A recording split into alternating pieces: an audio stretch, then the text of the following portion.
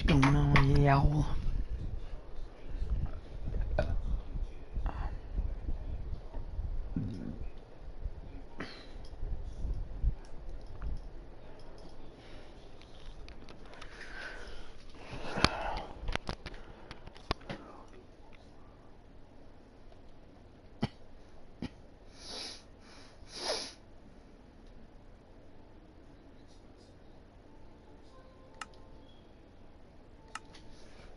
We're gonna try something.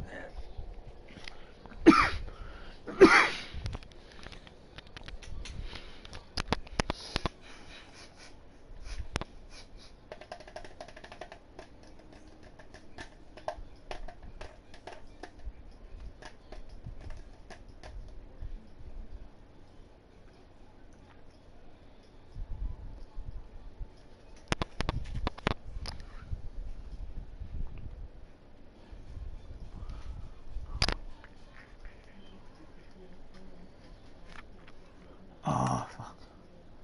Whatever.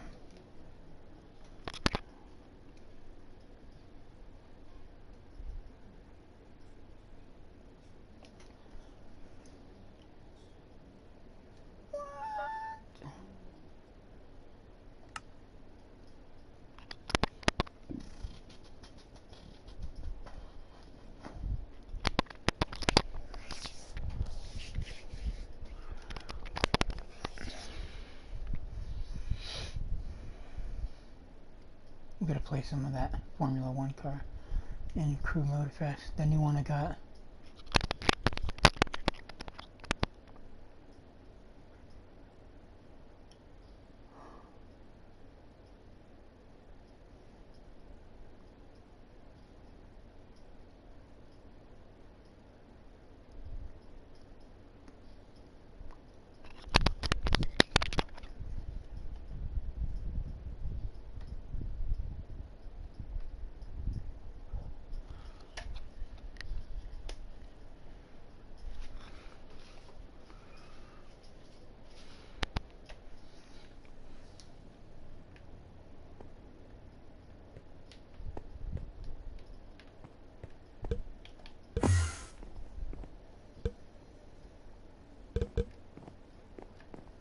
Wow.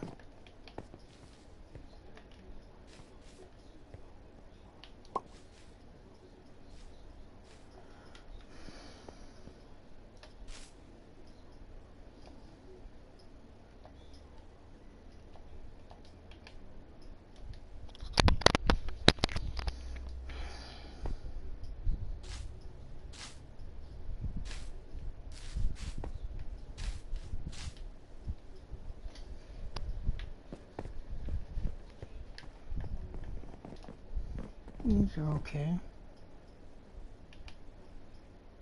I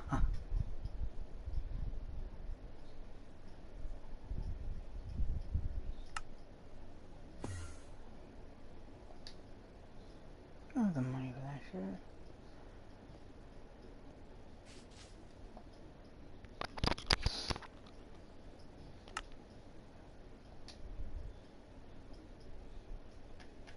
Oh, ha ha ha.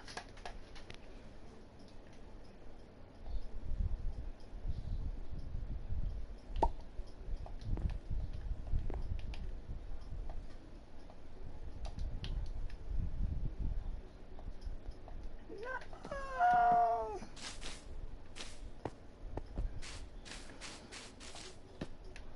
Let's see what happens. Ah! Oh, ha ha.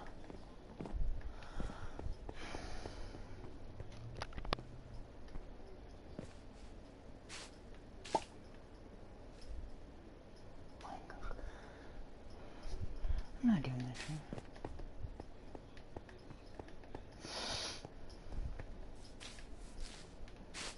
Parkour start. Oh, this looks like fun. Oh, shite.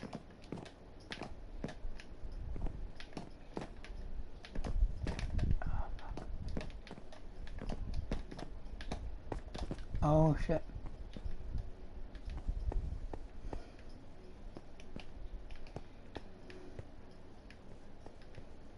Oh, you're supposed to go over here.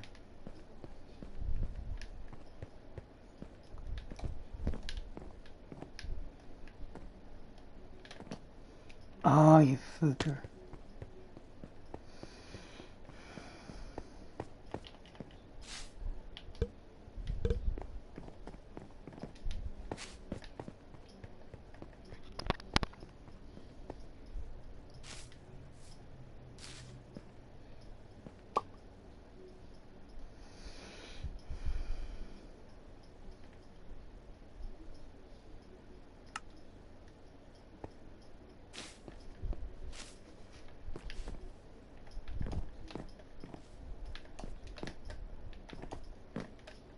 Oh, you fucker.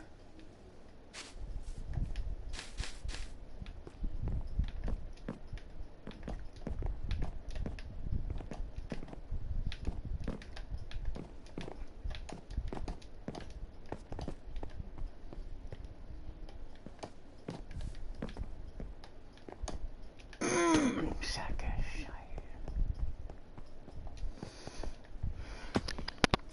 Get the okay. Oh.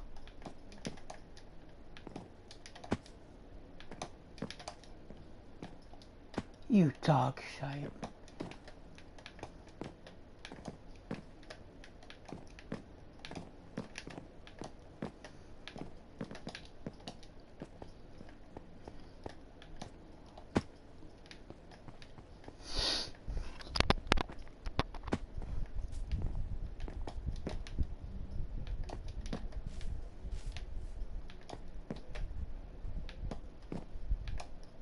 You sack of shit.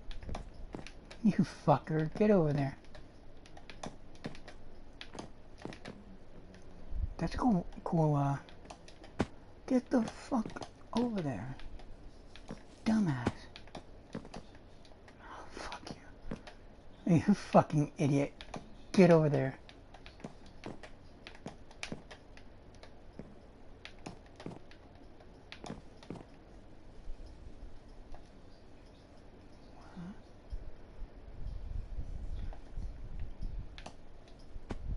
Idiot. Get the fuck out of here.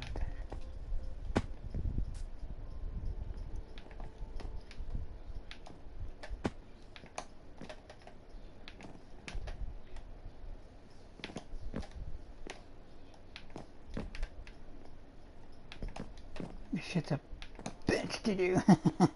Fucking hate this shit. Oh, fuck you.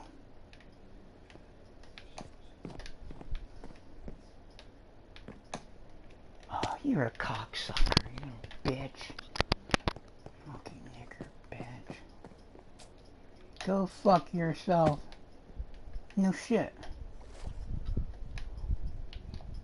I love this game though. Can't wait for the Armadillo one, you guys. Ugh. I wanted a faster boat, damn you. What's stupid is they never give us the others anyways. It's like, give us those. Freaks.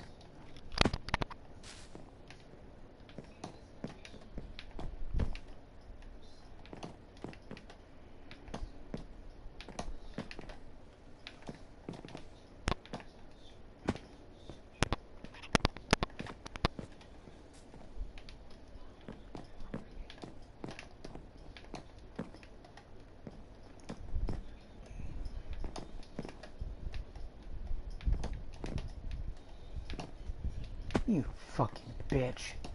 I'm gonna break this whole goddamn map. Arg.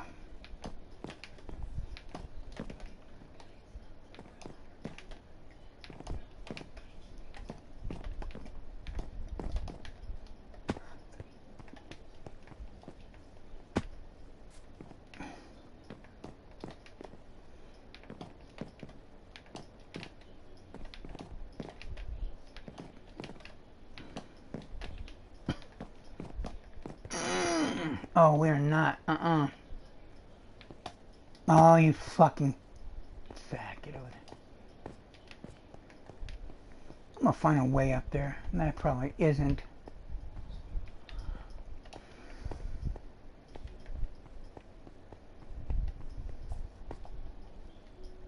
No, no shit. I'm trying to find a way up there, damn you. Ooh. Where the fuck?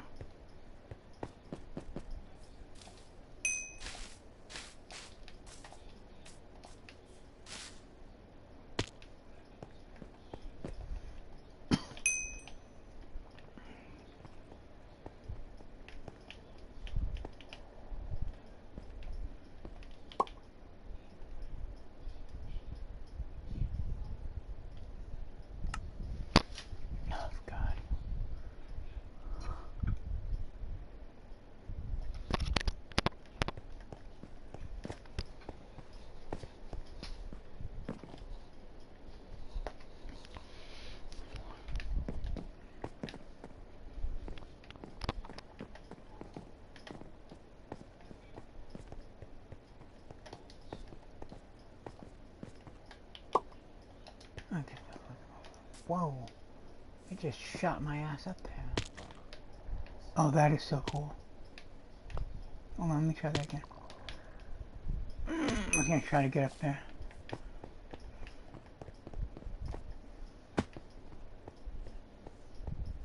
Omega the Fox. That's a cool freaking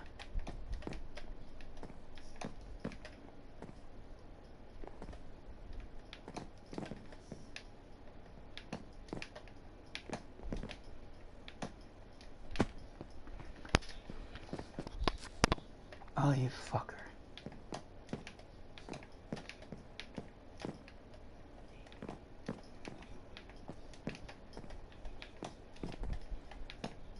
Oh, you fucker. Get over there.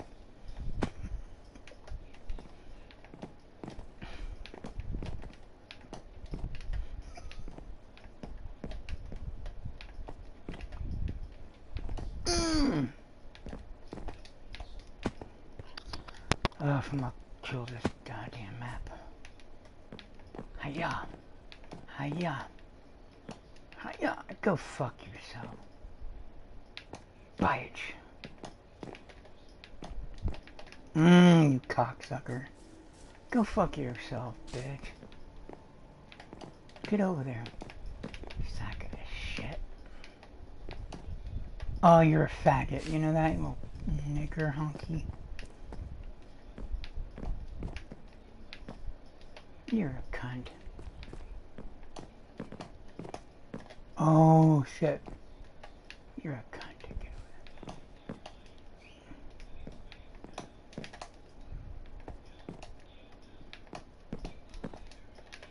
there. You're a cunt. You know that? You're just a goddamn cunt. Ugh. Murder you. Get over there.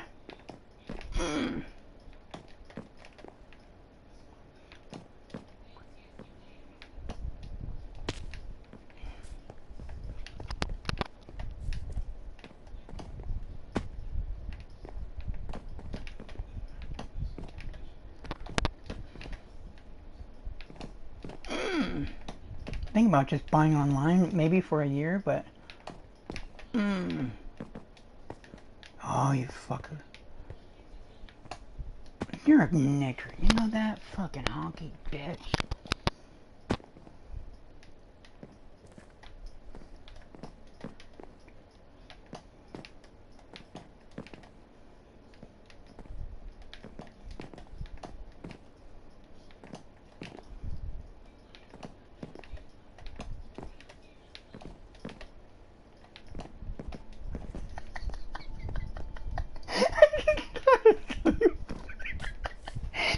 Fucking what was that? Oh, you fucker.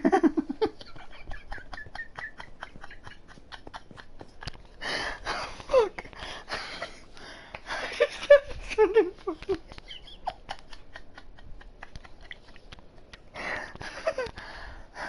Fuck.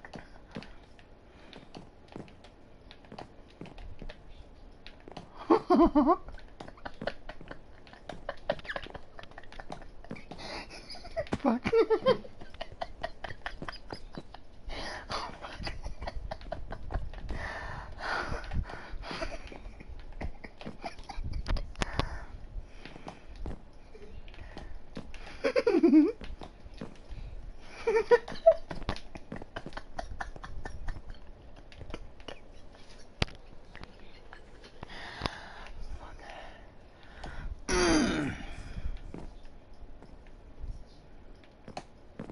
Oh, you motherfucker. Let's screenshot the shit out of this.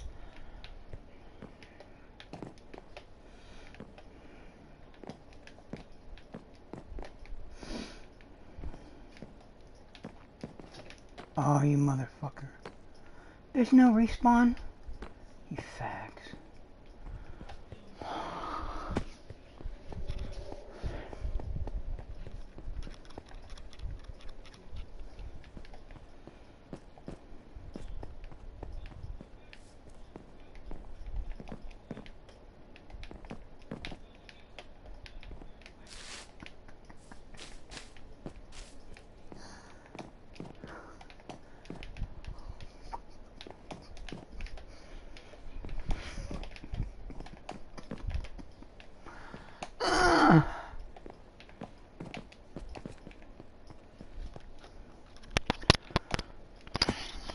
Fuck you.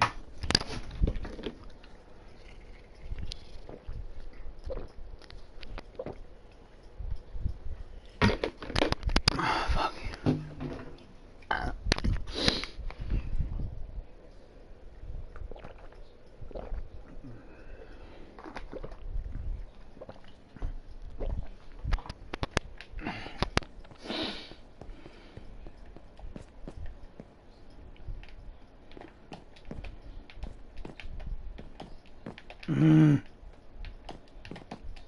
Oh, you motherfucker.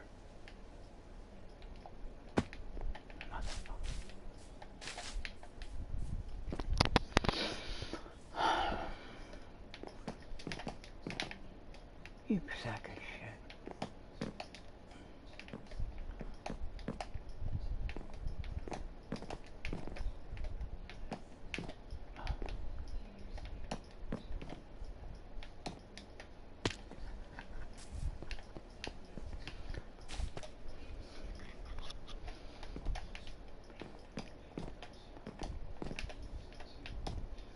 Oh, you sack of shit. You know, give me this shit. Oh, you motherfucker.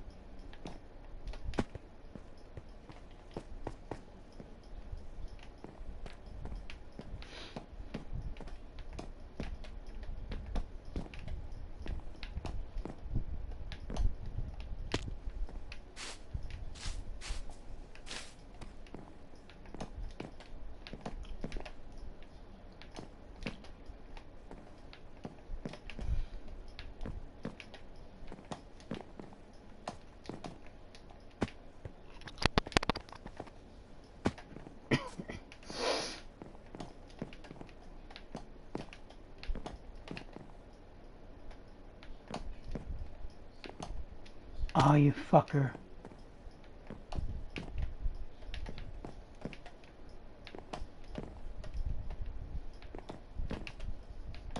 Mm.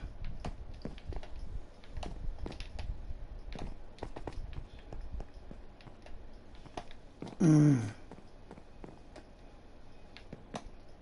Oh, I'm not doing that shit over and goddamn over again. Pieces of shit. Yeah, I left the parkour area. Go fuck yourself.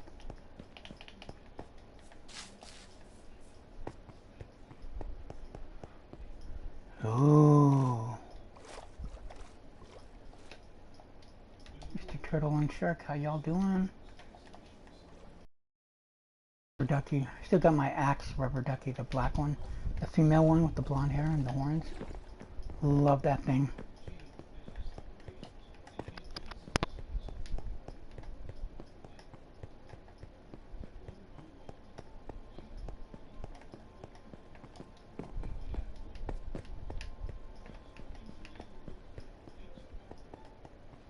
Many times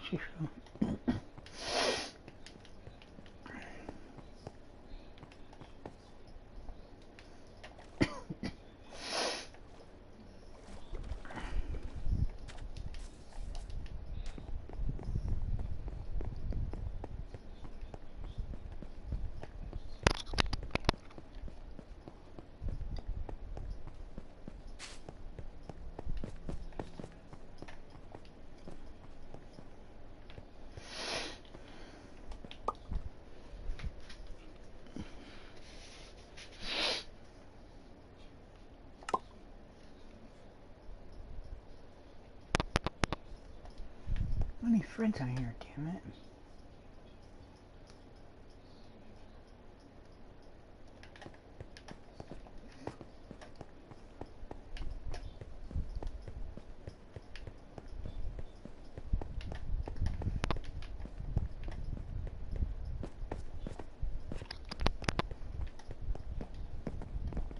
Ooh.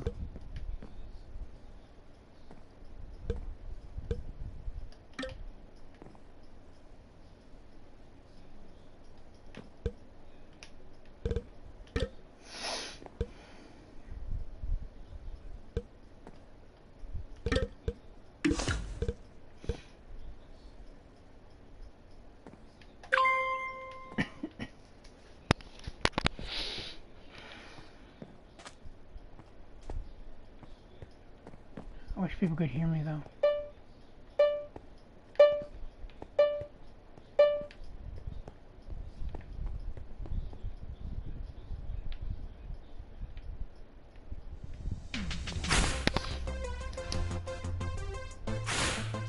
Ooh, nice.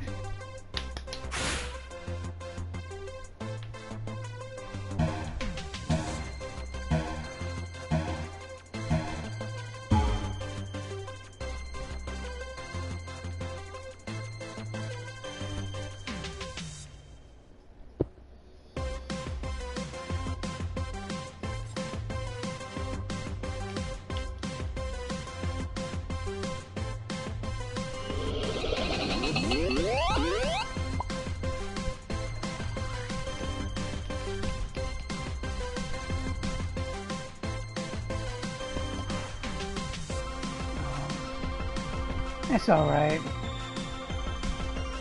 This right here.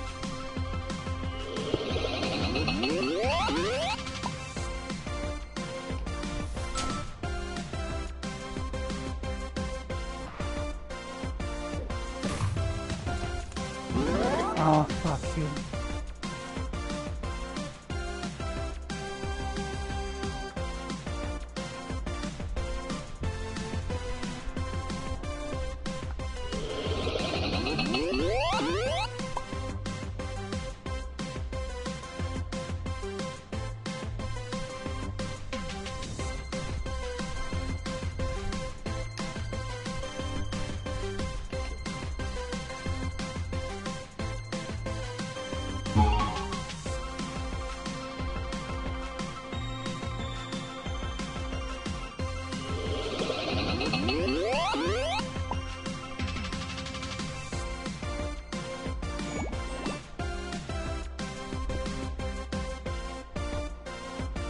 Oh, fuck you.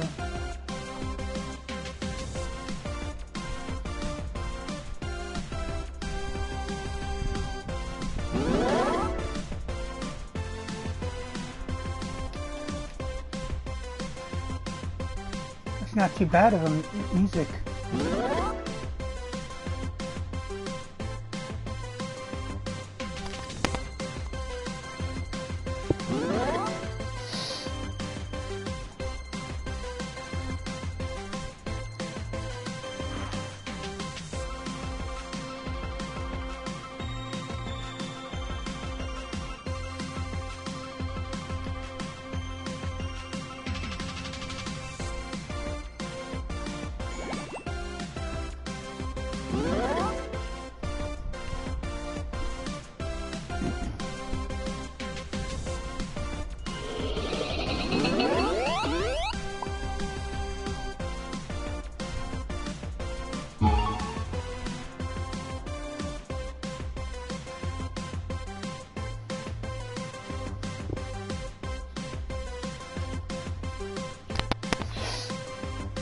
Oh shit, Rick Place?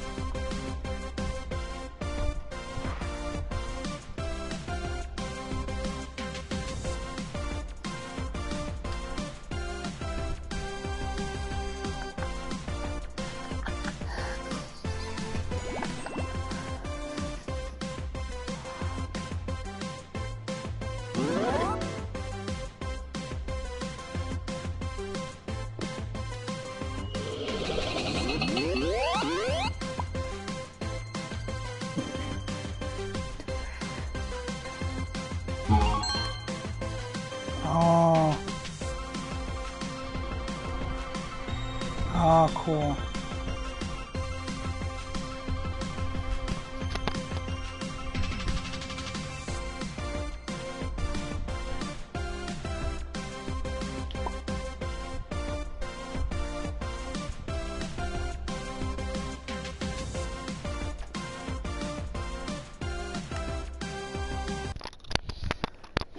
I'll pass. I do want to,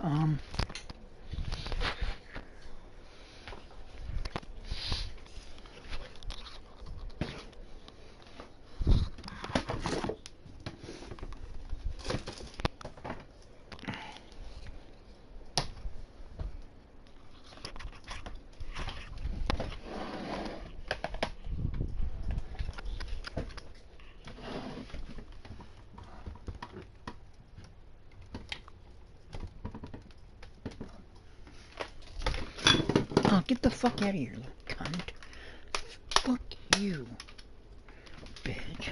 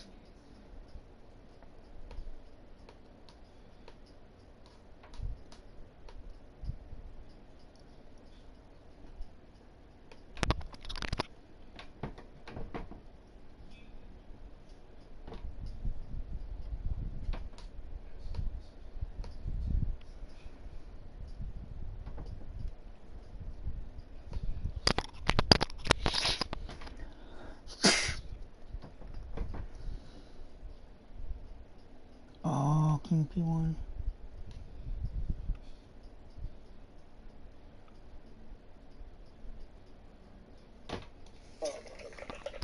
P1, I want to check your life. Like, yeah.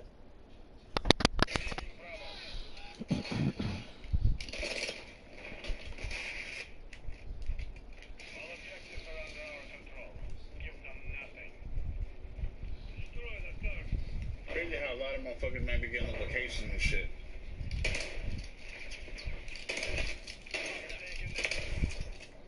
It's crazy, bro.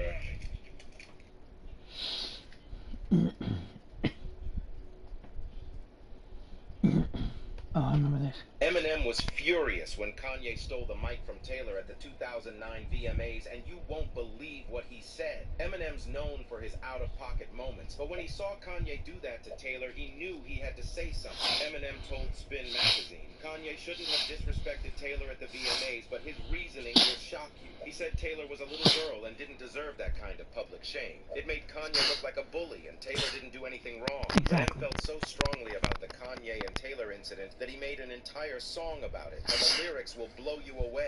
He rapped, "Get these whack people off the stage. Where is Kanye when you need him? Snatch the mic from them. I'ma let you finish in a minute." Yeah, that rap is tight. But M's beef with Kanye may have started years prior when he was at a low point in his career. He said he considered writing a diss track about Kanye and Lil Wayne because they were at the top of the charts, and he wasn't. But in the end, Eminem took the high road and doesn't regret it. Eminem was furious when Kanye stole the mic from Taylor at the 2009 VMAs. What? Like never before. I know if you've never met him, you'd probably still be in love. That's true. That's what you killed him. No. I'm gonna have my photo taken and I haven't done any makeup.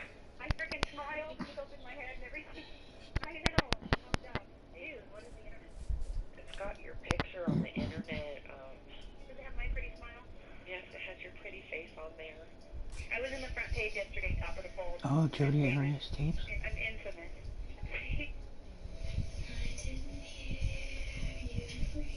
That chick is hot as fuck. Well, take care of my kitty. She might outlive you guys. I am freaking myself. Travis Alexander and Jodi Arias seemed to be a match made in heaven. The two first met at a Las Vegas business convention in September of 2006, and immediately they found themselves in the throes of a passionate and intense attraction. Yet less than 2 years after their romance began, it became clear that Travis and Jodi were actually a match made in hell. Travis's life met a horribly brutal end. As his death was investigated, the facade around his life was stripped away, and the darkest, most disturbing What if he deserved it, though, you know? brought to light. Don't take that How into could a once consideration. perfect relationship end in so much blood and tragedy? It actually all started with Travis's childhood, long before he and Jodi ever met. Travis was born in Riverside, California in July of 1977. According to his blog, which he characterized as random thoughts, excerpts from a book he was writing, and being stupid, his beginning was humble. In actuality, early life for Travis and siblings can only be described as hellacious, evidenced by excerpts from Travis's blog. However, it's important to note that these statements are clearly allegations and unconfirmed claims. My childhood, unfortunately, was very much like any child's that had drug-addicted parents. My father was never around, which left my siblings and I to the fate given by my mother. A good woman with the intent at an early age to be a loving mom. A few poor decisions changed that. As she progressively got more involved in drugs, she progressively got less capable of raising children. According to Travis's blog, he and his sisters allegedly suffered frequent beatings at the hands of his mother. You see, when you're high on meth for a week, when you eventually come down, there is a lot of sleep to catch up on. When you sleep for 4 days with a house full of kids, there isn't any food cooked. We would eat what was there, but before long, what was edible would be eaten or rot, and then what was rotten would be eaten too.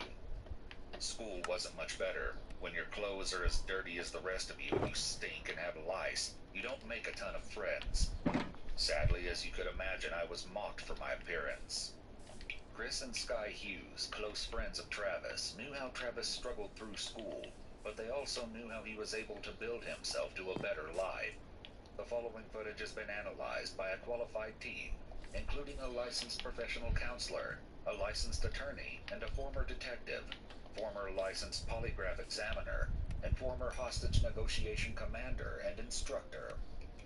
All through high school, he was total dork. I mean, ate lunch alone in the cafeteria, or no, in the library. Yeah, Had no overweight. friends. Yeah, overweight. Big thighs, big butt. And the kids would follow him from behind and go up, down, up, down, up, down. What they're doing is talking about his pants would disappear into his butt crack. You know, and he was poor. This so he society, couldn't the afford cunt needs to be clothes, wiped off the so fucking I planet. understand Fucking Travis, fucker. at least I think I do, a lot when it comes to women, because he was this total dork. I'll until he got never into settle business, down and with then he one got this fucking measure of cunt. success. Don't And give a there's like, goddamn who she is. it's almost like a little world, Fucking prepaid legal. makers. You know, like when we go to conventions, people ask for your autograph and stuff. You know, yeah, if you're making over 100,000 or 200,000 or whatever, so you're in this book, you know, and Travis was in the book, and so he had reached like this pseudo celebrity status in the business, even though he wasn't making that much money. You know, especially. He was. I mean, he was making 80 Yeah. is like previously.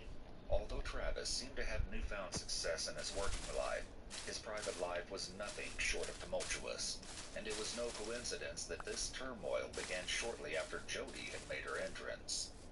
Jody was born in Salinas, California in July of 1980 to William and Sandra Arias. In stark contrast to Travis, Jody's upbringing was calm and steady.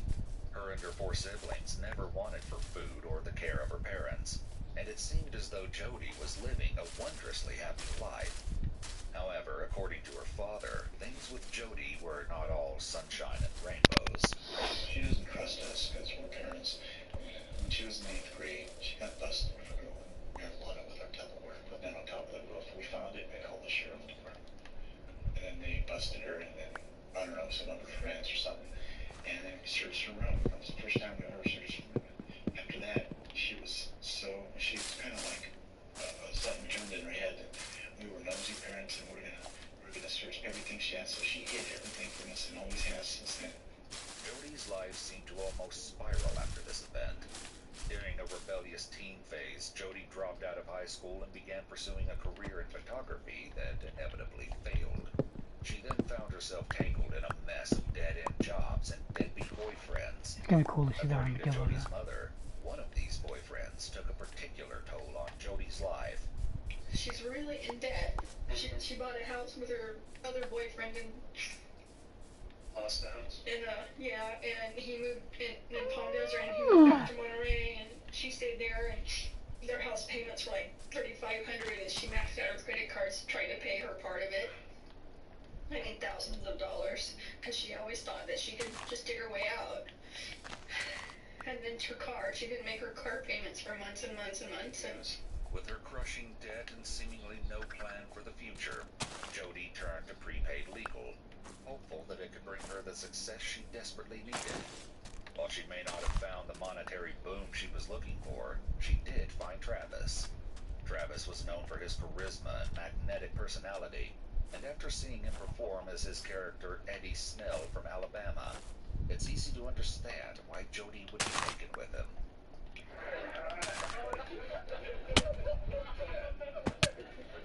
She's an idiot.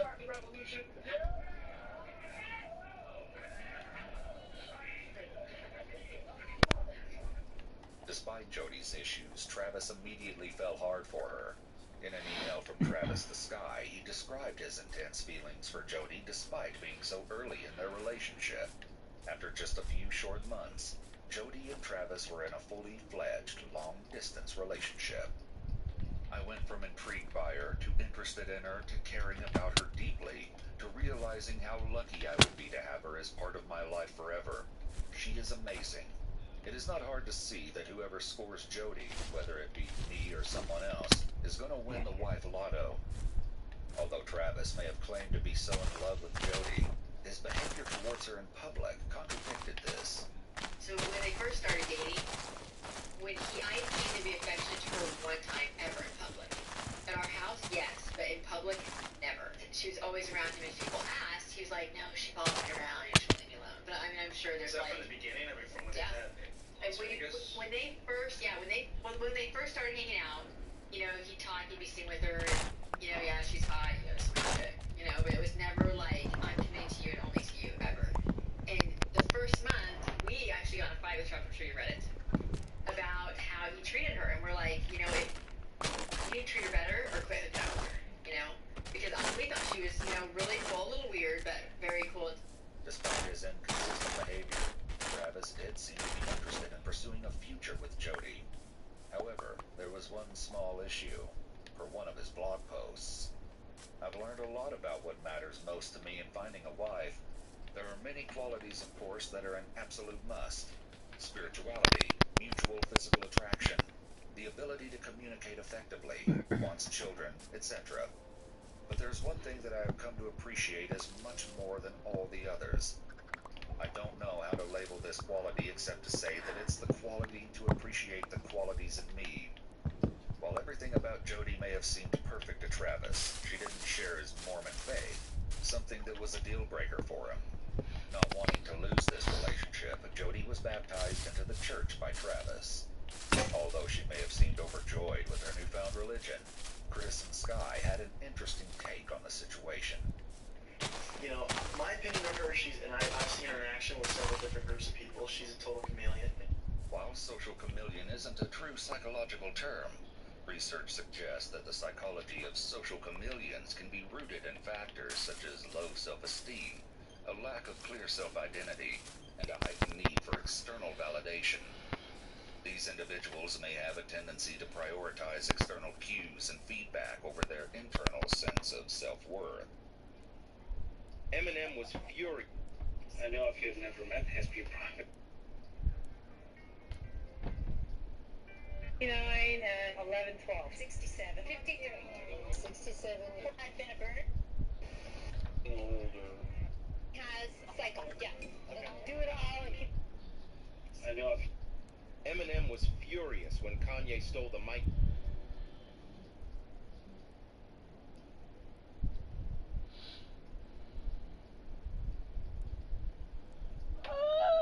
Wow.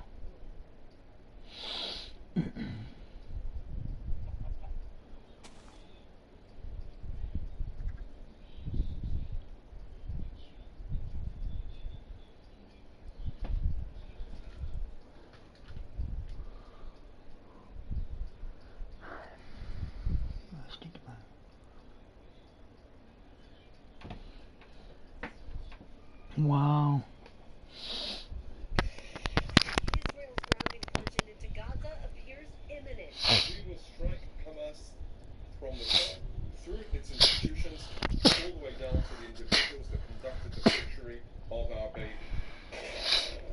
Israel launched massive airstrikes 9 days ago after Hamas terrorists stormed Israeli border towns, killing more than 1,300 people and wounding thousands more, according to the Israeli Health Ministry. The ground offensive into Gaza delayed amid a debate in Israel about whether Hezbollah might attack Israel's north in response. Iran's foreign minister saying, "We hope that political efforts will prevent the war from expanding. Otherwise, no one knows what will happen in the coming hours." Meanwhile, the humanitarian... By that wind, it gives... Hey, Crank, get the fuck. I think the ghost fucked my husband. And we begin with a horrific knife attack in Will County, leaving a 6-year-old dead. police are now calling it a hate crime, and it's being condemned by the White House. Fox 32's Nate Rogers live in Plainfield tonight. Nate? Yeah, that's right, Dane, and now truly a tough story to report on tonight. Relatives tell us that the mother and son have only lived in this home for about 2 years or so. No issues at all with the landlord whatsoever, they tell us. The landlord being the suspect in this case. We're told by relatives and neighbors that the landlord would even buy the kid toys from time to time. A warning to our viewers, the details ahead are indeed disturbing. He knocked on the door, and that he attempted to choke her and said, "You Muslims must die." 71-year-old Joseph Shuba now facing first-degree murder, attempted first-degree murder, and 2 counts of hate crime charges. She texted this information To the father, police said she was stabbed a 32-year-old Palestinian mother more than a dozen times. She ran into a bathroom to call for help, came out and found her 6-year-old son, Wadea Alfayoume, wounded beyond belief. This young boy was stabbed 26 times. The 12-inch knife was still in his body when he was taken for an autopsy. The heinous attack happened at this home along Lincoln Highway in unincorporated Plainfield Saturday morning. Neighbors described Cuba as patriotic but also a junk collector. They let us borrow this ladder so we can see overhead into the yard so we wouldn't trespass into the property. You see what appears to be several marijuana plants. They say he was an avid weed smoker. Also, the tree house that police say the suspect built for the victim. No warning signs. You've never had any bad interactions with your neighbor? No, with Joe, no. Cuba's neighbor didn't want her face shown, but described him as friendly, one who'd help out with projects around the house. The neighbor unfortunately Last bad we had glasses on. carrying the bloody 6-year-old outside. It's really hard to watch this because the police tried to rescue the boy. They rushed so much. At a press conference today, Muslim leaders stood with the grieving father. Wadea's birthday had just passed. He loved soccer and basketball. Titan, the most majestic of Saturn's many moons. And the most promising for life, too. And we begin with a horrific knife attack.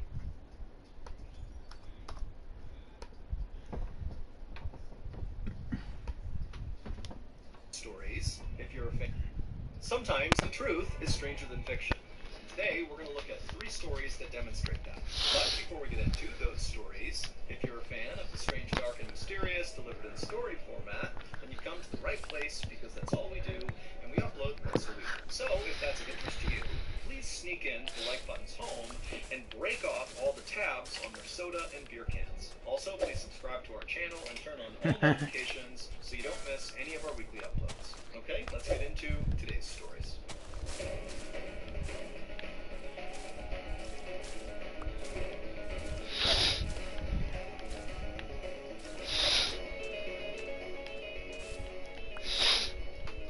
On October 20th, 1986, Captain Alexander Kluyev was piloting a passenger plane that was about to descend down into a Russian airport for a layover. On board this plane were 94 occupants, including passengers and crew. And as the captain began going over in his mind the different steps he would need to follow to land this plane, he practically sighed with boredom. He had always thought life as a pilot would be exciting and interesting, but all he ever did were these short commercial flights around Russia, and they lacked any sort of thrill. In fact, the captain had flown this particular route so many times, he could practically do it in his sleep. And so as the captain was about to begin yet another boring descent to end yet another boring flight, he was suddenly struck with a very unexpected idea. And as he thought about it, he stopped what he was doing, and he just turned to his co-pilot, whose name was Gennady Zernov, and he said, "Hey, Gennady, can I ask you something?" At the same time that Captain Alexander and Gennady were having this conversation up in the cockpit, down on the ground, inside of that Russian airport where the captain was supposed to land, an air traffic controller noticed on their radar that Captain Alexander's plane was coming in way too fast and at too steep of an angle to attempt a landing. And so the controller radioed up to the captain and said, "Hey, you're going too fast. Adjust your speed, adjust your angle. Otherwise, you're going to need to abort this landing." But the captain did not radio anything back to the controller. Instead, the plane continued its descent at the same angle and the same speed, and to the controller's horror, they looked out the window and literally saw the plane was lowering its landing gear. Like, clearly they are going to attempt to land, even though this looks so dangerous. And so the controller, in a bit of a panic, radios again. Even though this looks so dangerous. And so the controller, in a bit of a panic, radios again up to the captain and says, "Hey, you're still coming in too fast, too steep of an angle, abort the landing." But again, the captain did not respond. What Captain Alexander had said to Gennady, he said, "Hey, can I ask you something?" was, "Hey, do you want to make a bet so that I can land this plane blind?" And Gennady, who was also very bored, thought, "You know what? That's a great idea. Let's do it." And so the two pilots lowered all the shades inside of the cockpit, blocking all of the windows, so Captain Alexander literally can't see anything except for his instruments. And then Captain Alexander attempted to land the plane. And when the air traffic controller began calling up to Captain Alexander saying, "You're going too fast, your angle's wrong,"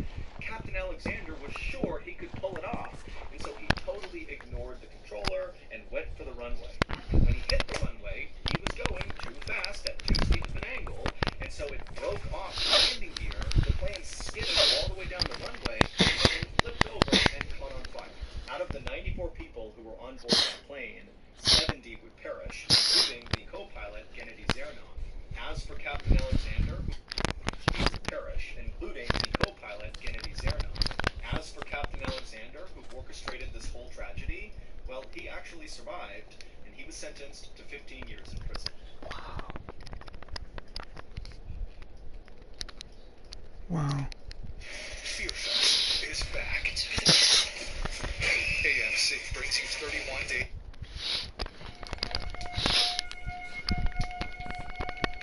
On August 23rd, 2013, inside of a little home in a Russian suburb, 8-year-old Maria Chelyasheva was hard at work at her kitchen table drawing a picture of a horse. Maria's parents had recently brought her to a farm where she was able to do some pony riding, and ever since then she had become obsessed with horses and ponies. And so as Maria was hard at work on her drawings, her father, 42-year-old Mikhail, was right nearby at the kitchen stove dicing onions, and as he did, his eyes was kind of watering from cutting the onions, and so he was making a show, turning around and looking at his daughter, pretending to cry, and Maria thought it was very funny. At some point, as Mikhail was doing this, he realized he was missing a key ingredient for the dinner he was preparing.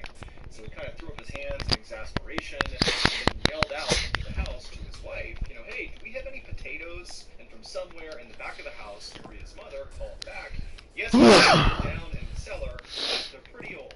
And so Mikhail finished chopping the onions, threw them into a hot pan, and then he walked out of the kitchen, poking Maria playfully as he walked by, and she kind of laughed at him. And then Maria watched as her father walked through the living room, past Maria's grandmother and brother, and he walked over to this door that was right at the beginning of the hallway, and that door led down into the cellar. And so Maria, she stopped for a moment, and watched as her dad opened the cellar door, and began walking down the steps, and shut the door behind him. And then Maria just went back to coloring the horse. But after a few minutes, Maria started to smell something really bad, and she looked up, and she saw the onions that were on the burner were starting to burn.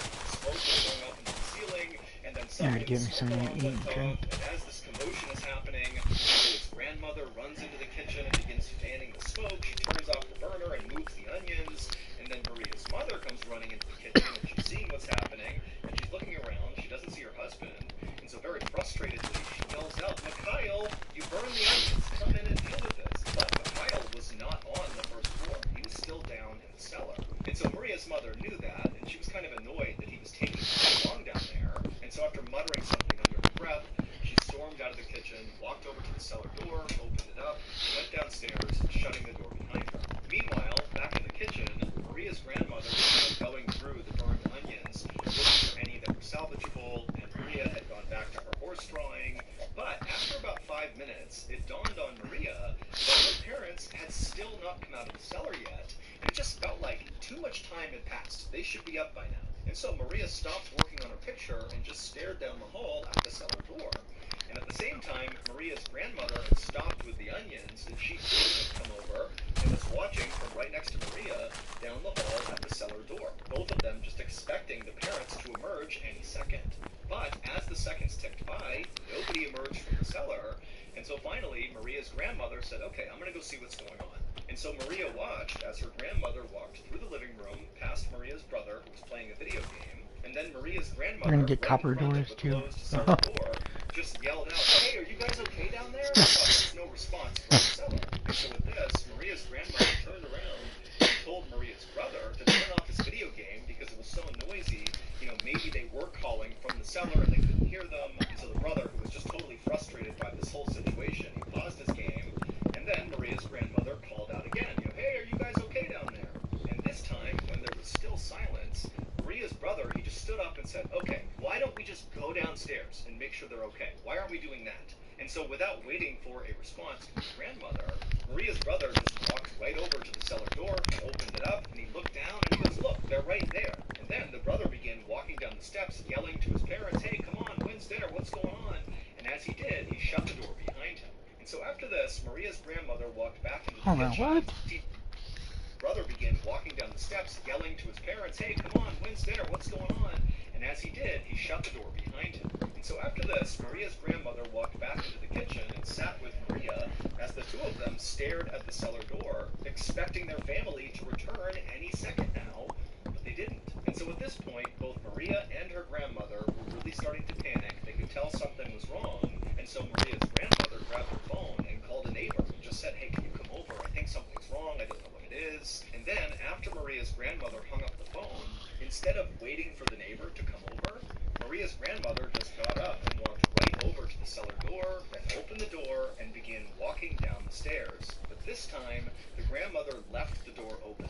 And so Maria was able to listen from her seat in the kitchen to the sound of her grandmother's footsteps making their way down the stairs. And then at some point, Maria heard what sounded like a distinct thud, and then silence. Now, at this point, Maria is terrified. The neighbor has not come over yet, and so without knowing what else to do, she just got up and walked over to the open cellar door and just stared down into the darkness down below. She couldn't see anything, but she was too scared to even call out to her family. And then finally, she just began descending the stairs herself. 10 minutes later, the neighbor who Maria's grandmother had called finally arrived over at their house.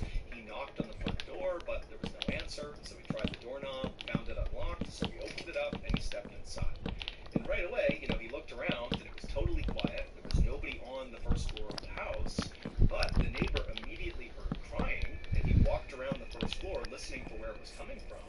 And he realized when he got to the top of the open door leading down into the cellar that the crying was coming from down there. And so without a thought, the neighbor just ran down the stairs, and he couldn't believe what he found. He found Maria, the 8-year-old, just crying on the ground, and all around her was her entire family just laying on the ground. What? Now, the neighbor had no idea what was going on, but sensing clearly there was some sort of emergency based on the call he got and what he was seeing now, he scooped up Maria, ran upstairs, and went out of the house and began screaming for help. When help arrived, they would search the house and make their way down into the cellar, and they would discover that Maria's entire family, her grandmother, her brother, her parents, they were all dead. And what had killed them were the very potatoes that Mikhail had gone down to get. It would turn out Maria's mother was right when she warned Mikhail that the potatoes they had downstairs were very old. In fact, they were so old, they had begun to rot, and as they rotted, they produced this toxic fume that did not ventilate out of the cellar. The cellar was totally enclosed, there was no windows, and the family had this habit of always shutting the door whenever they went down into the cellar. And so over time, this fume had totally filled the entire cellar, and one by one, as family members went down into the cellar, sealing the door behind them, they passed out from these fumes and then died. Maria was the only one who survived going down into the cellar because her grandmother, who had gone down right before her, had left the door open. And so by the time Maria had gone down, a lot of the toxic fumes had found their way up the stairs and escaped into the rest of the house. And so when Maria went down there, it was not nearly as toxic. Oh. Thank you to BetterHelp for sponsoring an abrupt end. It was like suddenly I was military career, and so I very quickly and instead, which is pretty common, and really focus on the future and all the good things at no additional cost. Go to our sponsor, BetterHelp.com/MrBallin for 10% off your first month of therapy with BetterHelp, and get matched with a therapist who will listen and help.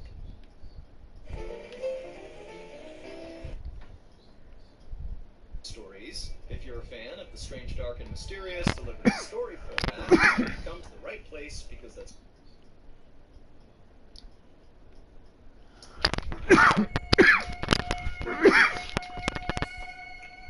On December 7, 1993, a pregnant woman named Diane Schaap sat inside of a hospital room in the city of Fulda, Germany, staring anxiously at the nurse who was doing her blood pressure. When the nurse was done, she would tell Diane that her blood pressure was still too high. And so Diane, she sighed, and she was pretty upset by this, but at the same time, she wasn't all that shocked. After all, Diane had come to the hospital because she thought something was wrong with her. Diane was an American who lived on the nearby Sickles Army Airfield Base, along with her husband, Sergeant who lived on the nearby Sickles Army Airfield Base, along with her husband, Sergeant Stephen Schaap. And that morning, Diane had begun to bleed, and because she had a history of miscarriages, she panicked and just rushed to the hospital to get checked out. Now, ultimately, the doctors would tell her that it seemed like she was going to be okay, and that the bleeding was not a big issue, but as a precaution, they wanted her to stay in the hospital for a week, just doing bed rest, where they could watch her and make sure she was going to be okay. And so far, she was, but her blood pressure was still too high. The nurse who had taken Diane's blood pressure finished doing the rest of Diane's vitals, and then afterwards, she left the room, leaving Diane alone. And Diane, now, it's the first time she's been alone inside of her hospital room since she arrived, and suddenly she just felt so anxious about the whole situation. And so as she's laying in her bed, wondering if her pregnancy was really okay, she heard footsteps out in the hallway, and then suddenly her door busted open, and it was her husband, Stephen. And Stephen, you know, his skin was pale, his eyes were red, he looked really upset, and he rushed into the room, and he kneeled down next to Diane's bed, and he took her hand, and he just said, you know, how are you doing? It had been a really hard stretch lately for Diane and Stephen. Just a few months earlier, Diane had actually asked Stephen for a divorce because she felt like Stephen had grown distant and the love was just not there anymore in their relationship. As for Stephen, he didn't want the divorce. He felt like the relationship was still good, they still loved each other, but he understood Diane was really unhappy, and so he was very gentlemanly about this whole situation, and even went with Diane to the base's cleric, where they arranged for Diane to be sent back to the United States while Stephen stayed in Germany. But before Diane was able to make that move back home, she discovered that she was pregnant. Now, Diane knew Stephen really wanted to reconcile and get back together, and especially now that he had found out she was pregnant, he really wanted them to get back together so he could be the dad. But Diane knew that just was not possible. The relationship just didn't work, and so she needed to be firm, and so she actually squeezed Stephen's hand as he's sitting there right next to her, and she just said to him, even though he hadn't brought it up, she said, you know, we can't get back together, even though I'm pregnant. It can't happen. But Stephen just kind of shook his head at her like he was not here for that reason. And he said, look, I just want to be your friend. Let me go back to your house. I'll gather up your things and bring them here to make your stay a little bit more comfortable. And so Diane, who wanted to tell Stephen, you know, no, don't do that, I'm fine, she could just tell that he really wanted to help her. And so, kind of against her better judgment, Diane said, okay, Stephen, if you want to go back and get my stuff, I would really appreciate it. And at that, Stephen stood up and he gave Diane a long hug and said, you know, I'll be right back. And then he turned and left the room. A few hours later, at around 5 p.m. that evening, the phone inside of Diane's room began to ring. So Diane answered it, and it was her husband's best friend, Gregory Glover. He was calling just to check in on Diane because he heard she was in the hospital about some bleeding, and he wanted to ring. And so Diane answered it, and it was her husband's best friend, Gregory Glover. He was calling just to check in on Diane because he heard she was in the hospital about some bleeding, and he wanted to make sure that she was okay, and Diane would tell him that, you know, it seems like everything's fine. And then after that, Gregory would tell Diane that he was really worried about Stephen. He said, you know, this morning I had driven him to work, and all he did was pour his heart out to me about how he wanted to get back together with you.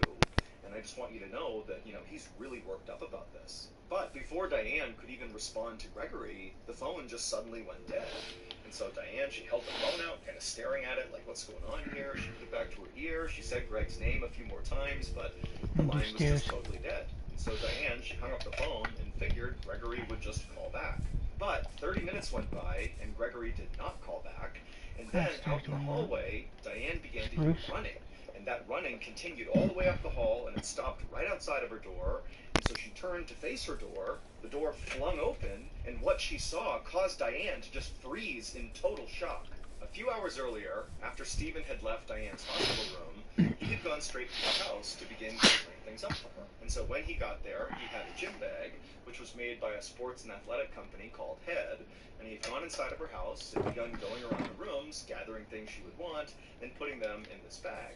At some point, Stephen made his way into Diane's bedroom, and suddenly he was just kind of overcome with sadness, because he looked around the room, and he saw there were still pictures up from their wedding day, and there was a card that was found on the bedside table that he recognized, and just all of these different things he was seeing just suddenly made him feel so depressed about losing his marriage. And so Stephen, instead of continuing to gather up things for Diane, he just began pacing back and forth inside of her bedroom, thinking about ways he could potentially win Diane back. You know, maybe there was a gift he could give her, or some sort of offering or gesture that would show her that he still loved her very much. And so as Stephen was thinking about this, he happened to glance down at his gym bag, and suddenly he felt totally inspired, like he knew exactly what he needed to do.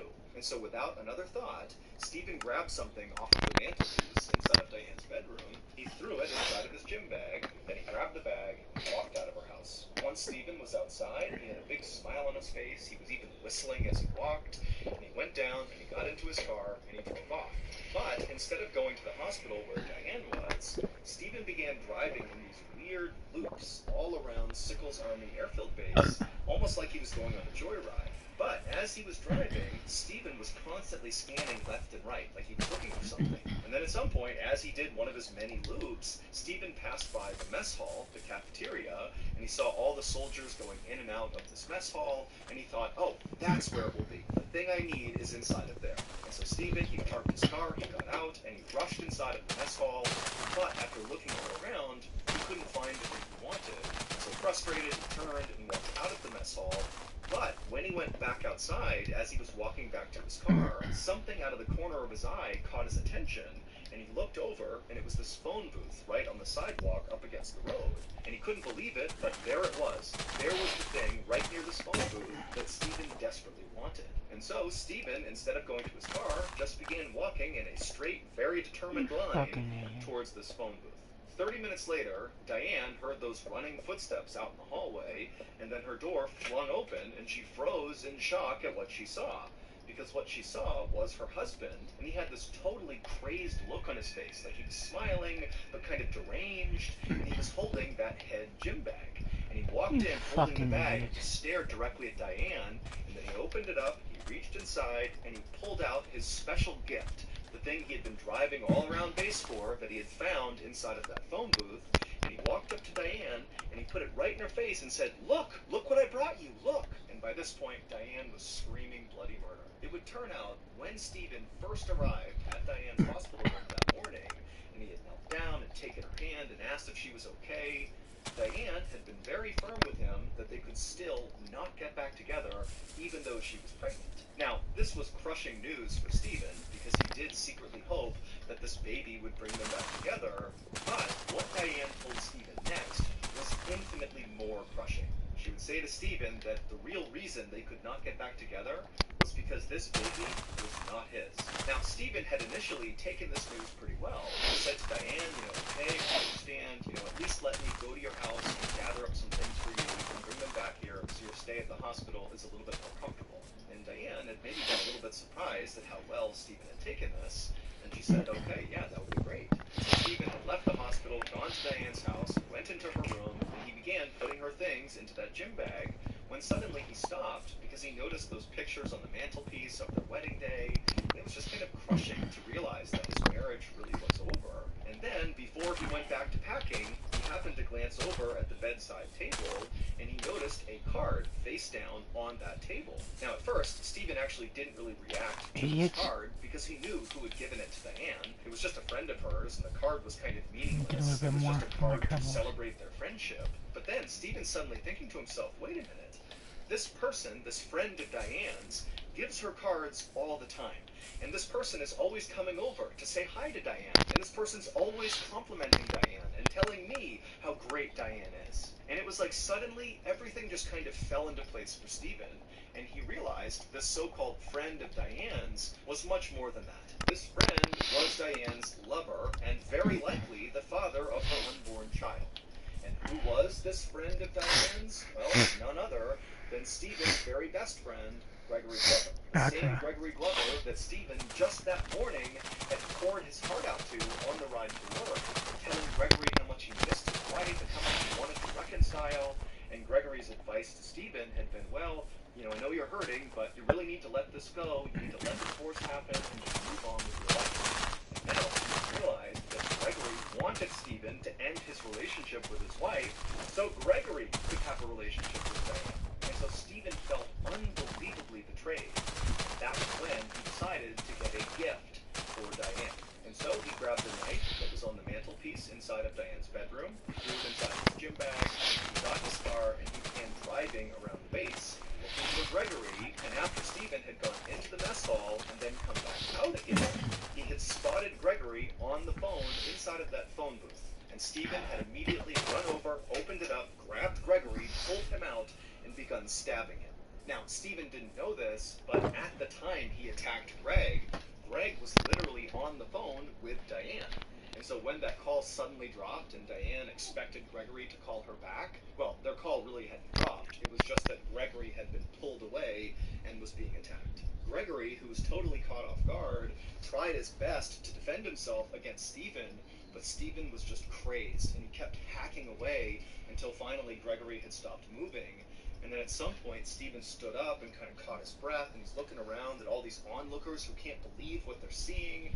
And Stephen said, "I'm sorry." He grabbed some things off the ground, put them inside of his head bag, and then he took the bag, he ran to his car, drove to the hospital, ran through the hospital to Diane's room, he flung the door open, and Diane is shocked to see him, and Stephen walks in with this crazed look on his face, and he holds up the bag, he unzips it, and pulls out Gregory's severed head. Yep. He holds it right in front of Diane and says, "Look what I brought you, look!" And he placed it down right on the bedside table, looking directly at Diane.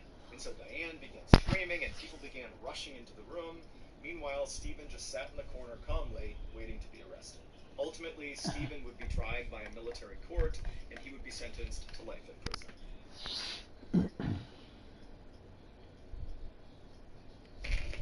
The following is about the most famous serial killer you've never heard of. One morning in 1912, in a little town in Iowa, a neighbor went over to the Moore family's home. He did the right thing. On their door, but there was no answer. And as this That they throw him in prison. looked around the front of the property, and they saw the Moore family Oh, God, had smite not this tended to nation. any of their farm animals In that day, Jesus' which name. was very odd. And so the neighbor, who's starting to feel concerned, knocked again on the door, but there was still no answer. And so they got the police. And when the police showed up, they went inside that house, and they discovered an absolute massacre. The Moore family were all dead. And the only clue police had as to what happened to them was an axe that was found inside their house. And as police began investigating this crime, they quickly discovered that this was far from an isolated event. To hear this full story, listen to the latest episode of the Bedtime Stories podcast called The Man on the Train. And make sure you follow the Bedtime Stories podcast wherever you listen to podcasts to get more chilling stories just like this one.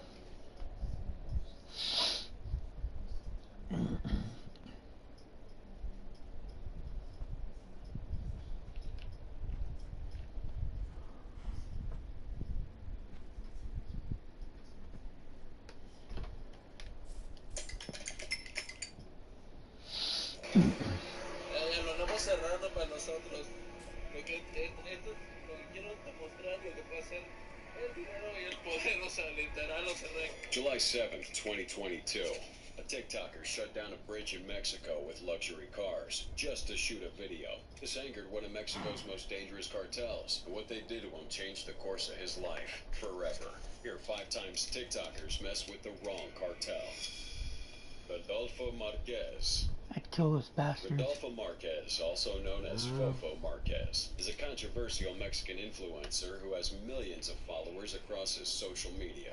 Born on the 15th of July 1997, Fofo was undoubtedly born into a wealthy family. There's not much information on his family background. Still, from what we know, his grandfather made shoes for high-profile dignitaries in Mexico, while his father was one of the owners of Total Gas Station before he passed away. Now, it's obvious Fofo comes from a wealthy background, and his social media personality basically revolves around him posing in the most luxurious cars, going to clubs with his friends, and living that Mexican dream. It was also through sharing his luxurious lifestyle on social media that he garnered more than 3 million gram followers, making him what Gen Zs call an influencer. However, Fofo's fame on IG wasn't enough. He decided to navigate his way to TikTok, where he established a fan base, but also began getting himself in trouble. A lot of people had eyes on him, and of course wanted to bring him down, but Fofo didn't care. He had a huge ego. It felt like he was unstoppable. But all that ego was crushed down to the ground the moment he messed with one of Mexico's deadliest cartels, the New Jalisco Generation Cartel, aka CJNG.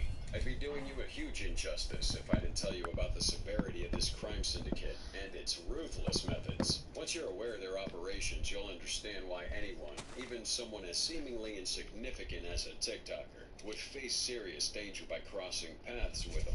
In fact, a number of TikTokers featured in this video have unfortunately encountered this very same criminal group, and I can't help but wonder why. We are the new group Matazetas, and we are against kidnapping and extortion, and we will fight them in all states for a cleaner Mexico. Those were the words written in a note by the Jalisco New Generation Cartel back in June 2009, after they executed 3 Mexicans and dumped their bodies in a truck. Mexican authorities initially underestimated these guys as a minor faction within a larger cartel. However, the CJNG swiftly demonstrated its menace by executing 35 members of rival cartels and discarding their bodies in various vehicles along the Mexican highway. The cartel's leader, Nemesio Segueda Cervantes, also known as El Mencho, has gained a notorious reputation of being the devil in human form. Born on July 17, 1966, El Mencho emerged from a farming family of 6 siblings, and despite this background, he diverged early, seeking a more ambitious and nefarious path to success, one marked by the stain of cocaine in the blood of Mexicans. El Mencho's criminal journey began at 14, performing menial tasks for larger cartels, and then in the U.S., where he continued his criminal pursuits. However, he was deported to Mexico after a Texas-based gang-related sentence. Now, upon his return, El Mencho joined the Milenio cartel as an assassin. However, the cartel's subsequent fragmentation led him to ally with the Sinaloa cartel subgroup under Ignacio Nacho Coronel. Here, he managed drug operations, finances, and violence in the Mexican states of Colima and Jalisco. But after a few more years, he took charge of half the group, renaming it Cartel de Jalisco Nueva Generación, or the Jalisco New Generation Cartel. With El Mencho at the helm, the CJNG evolved into one of the globe's most violent criminal entities, donning military-grade equipment that could be mistaken for official Mexican military units. They're bad, they're cruel, and they're not to be messed with. So what exactly did Fofo do to piss off this extremely powerful and corrupt organization? Just like almost every TikToker out there, subjected to posting daily videos to keep their followers entertained, Fofo was doing the same. But this time he decided to do something not many have kind of done in Mexico. So, on July 7th, 2022, Fofo took 3 luxury cars and parked them right in the middle of the Matute Remus Bridge in Guadalajara, Mexico. He came down from one of the cars and began filming the traffic that was building up right behind him. He said things like, "We've closed it for ourselves. This is what I want to demonstrate, what money and power can do. Literally, I closed it here because I wanted to. Illuminati." He went on to brag about how he had shut down the bridge for several minutes and how all the other cars were honking. He even contemplated doing a few TikTok dances while innocent people were denied access through that bridge. Fofo posted that on TikTok, and it didn't take long for that video to go viral. A lot of people online shared their disgust at Fofo, raining insults on him for his nonchalance and stupidity. One Twitter user even called him a headless imbecile. The mayor of Guadalajara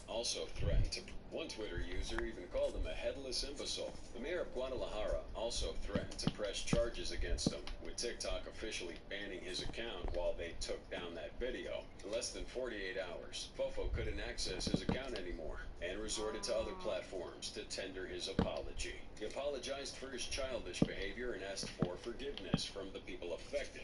The mayor accepted Fofo's apology, but stated that he needed to complete several hours of community service, cleaning beneath that same bridge he blocked. Left with no option, Fofo agreed to do as he was asked. But it was at this moment that the CJNG decided to punish Fofo for his actions. Just when the smoke for his stupid video had gone down, the CJNG reignited the entire case with a message sent to Fofo Marquez. The message went viral on social media, and it was from an anonymous account named Gente con la Gente NG, which translates to people with the new generation. The message was also written in Spanish, and it roughly translates to this. Hello to all the people of Guadalajara. We are the Jalisco New Generation Cartel. As you might know, the influence of our scumbag Fofo Marquez dared to obstruct the flow of traffic on the Matute Remus Bridge, which is an act that we don't tolerate. We'll not allow this animal to get away with this. We are in charge of Jalisco and all of Mexico.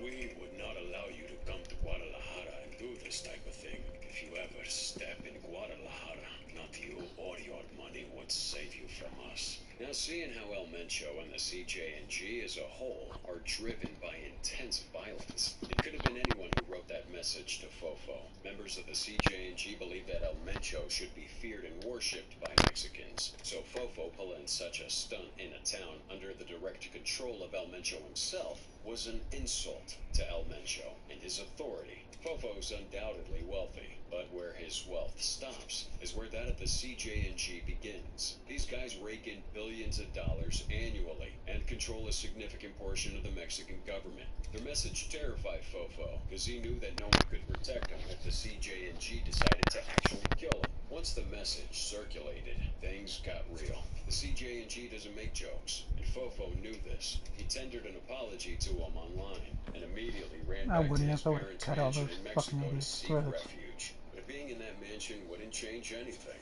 The family then hired armed security men to guard the house 24/7.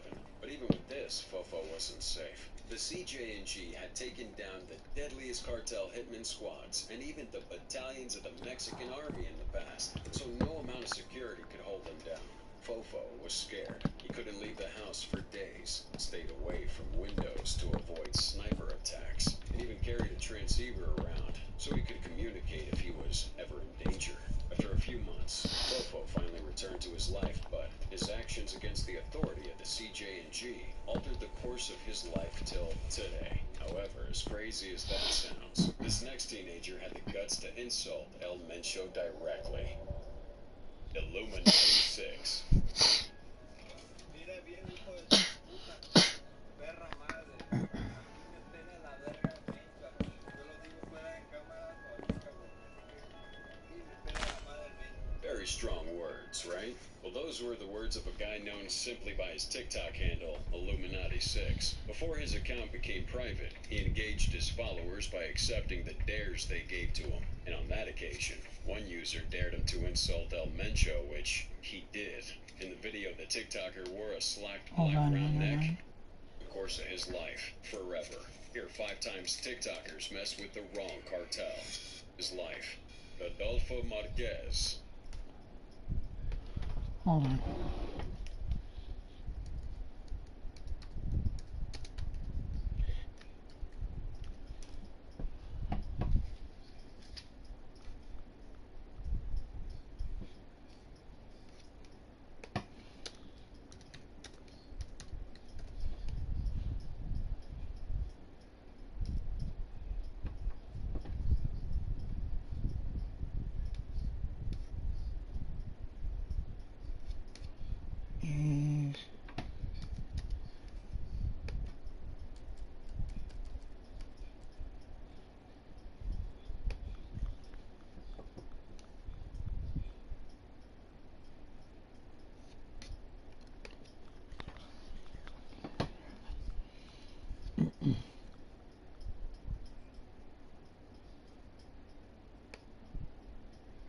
Around, so he could communicate if he was ever in danger.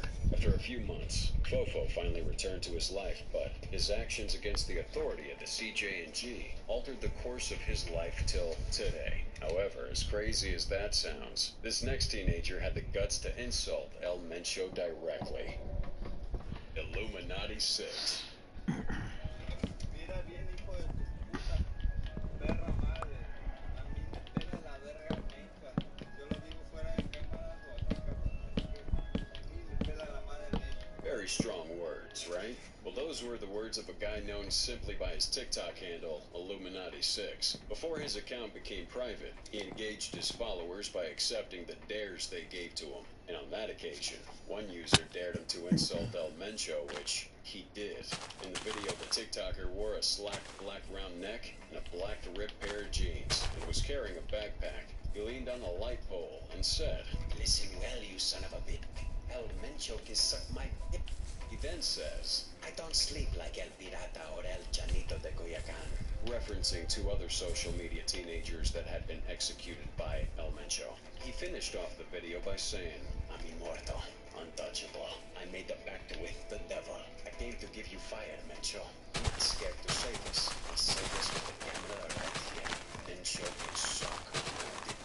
Wow. I mean, you have to applaud the guts of this little young man who thought he could insult El Mencho. When that video went viral on Reddit and Twitter, a lot of people felt he must have been a member of the cartel to have such confidence in those words, while showing his face in the process. Different users said things like, R.I.P. in advance. This guy's going to get himself killed. and R.I.P. in advance. This guy's going to get himself killed. and This is a tutorial on how to disappear. but for some reason no word was heard from El Mencho or even the CJNG. Some rumors said that the teen wasn't based in Mexico and that's why it wouldn't be easy for the CJNG to get to him. It was reported that he lived in Richmond, California, making it hard for the CJNG to even attack him even if they wanted to.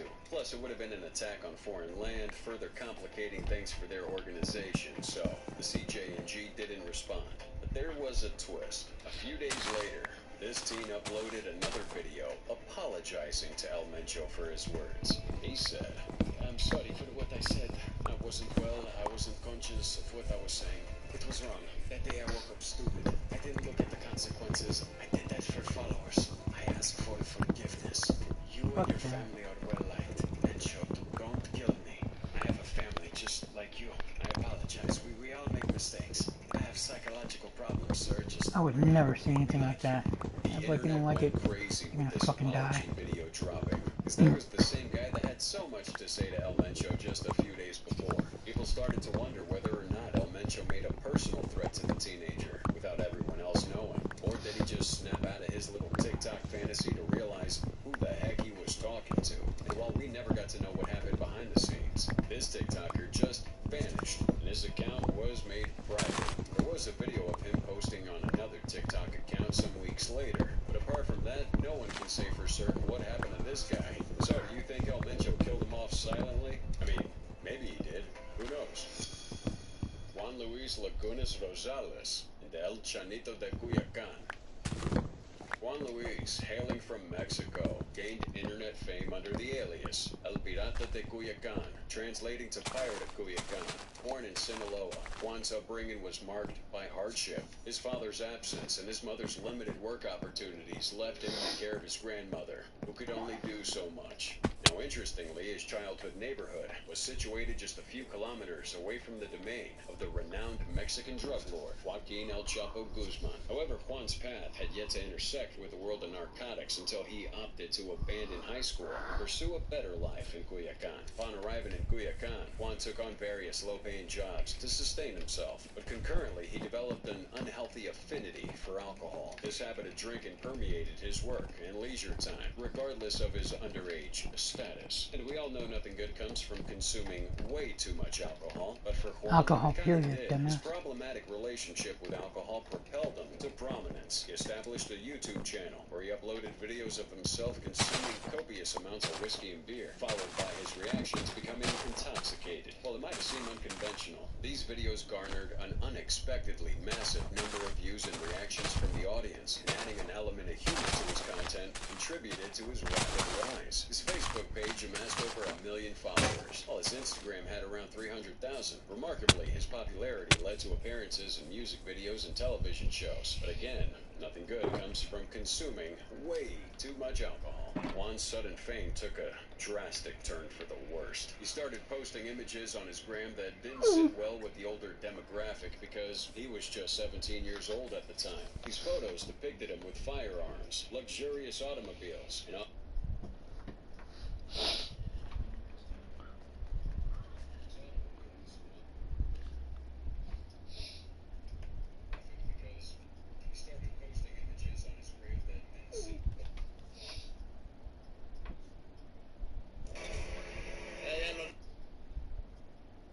unveiling his own merch and even attempting a singing career. However, Juan remained like a ticking time bomb, and his fate was sealed sooner than anticipated. On multiple occasions, Juan openly expressed his defiance towards numerous adversaries, including a drunken video in which he provocatively insulted Nemesio Oseguera Cervantes. What's his name, everybody? El Mencho. He uttered these exact words. El Mencho a mí me pela la verga. Which carried a bold confrontational meaning in English, loosely translating to El Mencho, peel my dick. I mean, I really don't get why these guys put themselves in harm's way, knowing how dangerous El Mencho is. Not even El Chapo's cartel dares to provoke CJ&G, and we know it's because of their extreme levels of brutality and violence. Yet these teenagers, maybe for a few likes or the eagerness to go viral on social media, see the need to call out a man that kills humans like flies. In response, a fair CJ&G issued a stern warning for Juan to avoid stepping foot in Jalisco if he wanted to remain alive. But Juan didn't care. He went ahead to host a party with his friends at a Jalisco bar. And that was the moment CJ&G Sicarios sent them on an immediate journey to the afterlife. December 18th, 2017. Armed men stormed the bar where Juan was celebrating, and with a hail of over 18 bullets from high-caliber firearms, his life was abruptly extinguished in less than a minute. The numerous wounds inflicted made it so hard to even recognize that body. He was later identified by the tattoos on his arms. His death, rather than his life, became the subject of a feature in Rolling Stone magazine, focusing on his demise at the hands of CJ&G. And of course, the tattoos on his arms. His death, rather than his life, became the subject of a feature in Rolling Stone magazine, focusing on his demise at the hands of CJ&G. Of course, the stupidity of challenging one of the most wanted men in the world. But also with his death, El Chanito de Cuyacan, another Mexican teenager, saw it as a medium to gain clout. With the death of El Pirata, El Chanito decided to call out El Mencho, saying he was out to seek revenge for the death of his friend. The viral video showed El Chanito holding a rifle, along with a small child whose face was covered, also wielding a rifle, while they cursed out El Mencho. They called El Mencho words like stupid, and even mocked El Pirata for consuming so much alcohol just for content and internet fame. I mean, you don't need us to tell you that this statement obviously led to El Chanito's death. But for El Chanito, the CJ&G decided to take things to the next level. El Chanito apologized for his statement to El Mencho and played the insanity card, claiming to be mentally ill. But this didn't stop the CJ&G. El Chanito went off social media for a while, and everyone suspected he had been killed. But the real confirmation of his death came when an anonymous Redditor posted a video of him being beheaded by CJ&G Sicarios. The footage was immediately taken down for its graphic content. The message had been passed: do not mess with El Mencho. Leslie Ann Pamela Montenegro. Leslie Ann was a Mexican social media influencer who gained fame. Hold on, guys.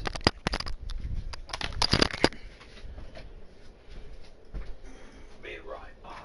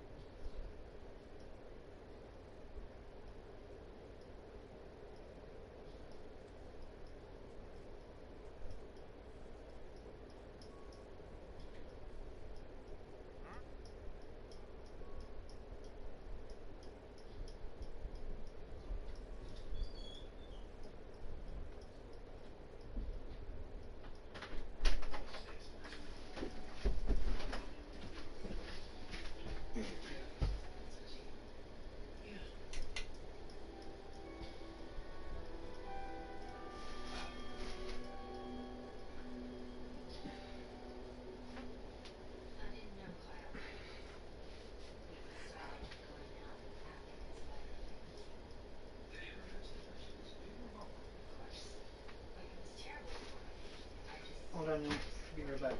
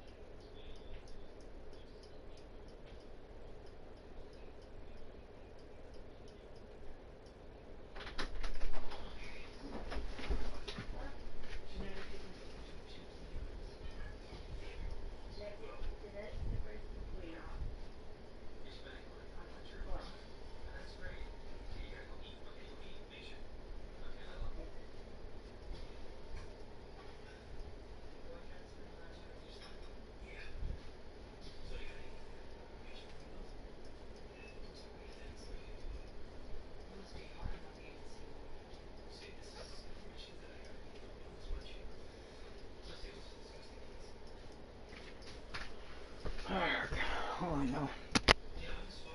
As a TikToker, YouTuber, and celebrity. Sadly, she met a tragic end due to her decision to reveal intricate details about a notorious cartel in Mexico. Known by her online persona, Nana Pelucas, Leslie engaged her audience with videos ranging from politics and makeup tutorials to daily vlogs about her life. Her online presence took a unique twist when she adopted the persona of a lady donning a black afro wig, bold red lipstick, and oversized glasses. In a manner reminiscent of current TikTok trends, friends, she would amusingly interact with people in supermarkets, asking them trivia questions to get their reactions. Now, as time went on, Leslie's following expanded, prompting her to shift her content towards exposing corrupt officials within the Mexican government. Leslie didn't outrightly call out names. Instead, she skillfully conveyed her message through humor, though its impact remained unmistakable and stirred up considerable controversy. Of course, one might think that exercising freedom of speech would carry no harm, but in Mexico, that reality is a bit different. The journey towards her tragic fate began when she started shedding light on the activities of the enigmatic independent cartel of Acapulco, one of Mexico's most secretive criminal organizations. This particular cartel operated stealthily, often overlooked due to its clandestine nature. They played a massive role in the hundreds of homicides carried out within the town of Acapulco, and were one of the many smaller groups in the area. Returning to Leslie's narrative, her publicizing of the cartel's actions exposed her to death threats. Banners accusing her of collaborating with rival cartels to unveil the independent cartel's secrets and deliver them to the Mexican government began appearing around her restaurants. In response, Leslie vehemently denied these allegations, asserting that her information stemmed from reliable sources and that she had no affiliations with any cartels. Despite these threats, she remained resolute, continuing her postings and exposing the cartel's activities, which turned her into a genuine threat to their operations.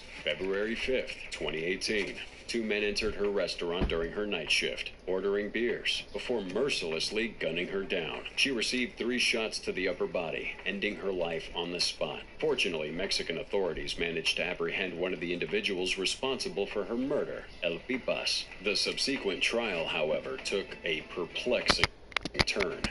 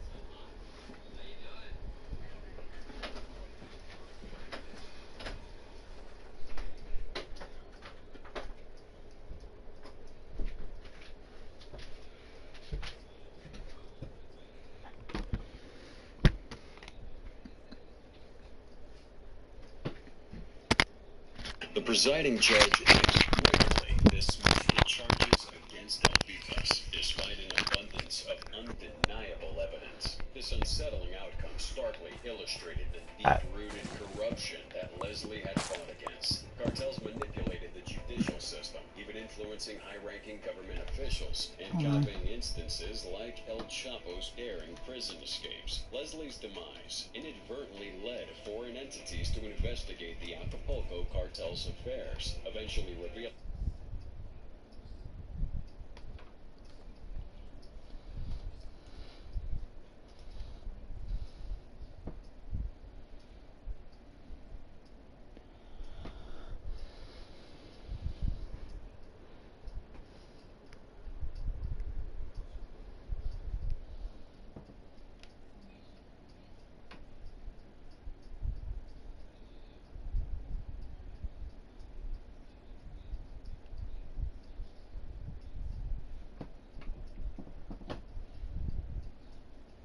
Oh no, those idiots need to be killed.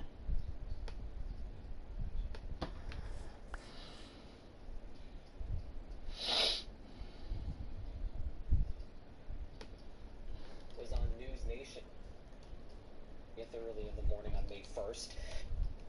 Way Nellis.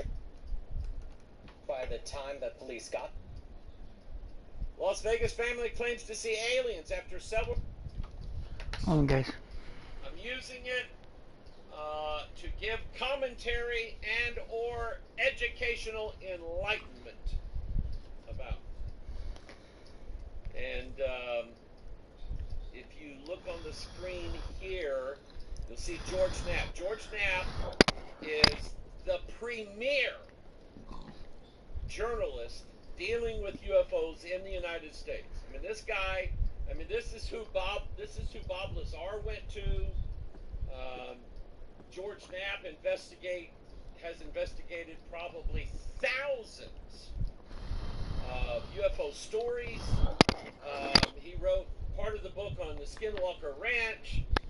I mean, it's everything. But this came out. This story came out 15 hours. Well, yeah, 15 hours ago. Yesterday, last night. Las Vegas family claims to see aliens after several reports something falling from the sky. It is the police call everybody will be talking about. Thanks for joining us here at 6 o'clock. I'm Denise Valdez. Brian Loftus. The family says something crashed into their backyard, prompting them to call 911, saying they saw creatures walking around. Our agents and investigators digging into this for weeks now. Tonight, our David Sharns with the video you will only see on 8 News Now. David?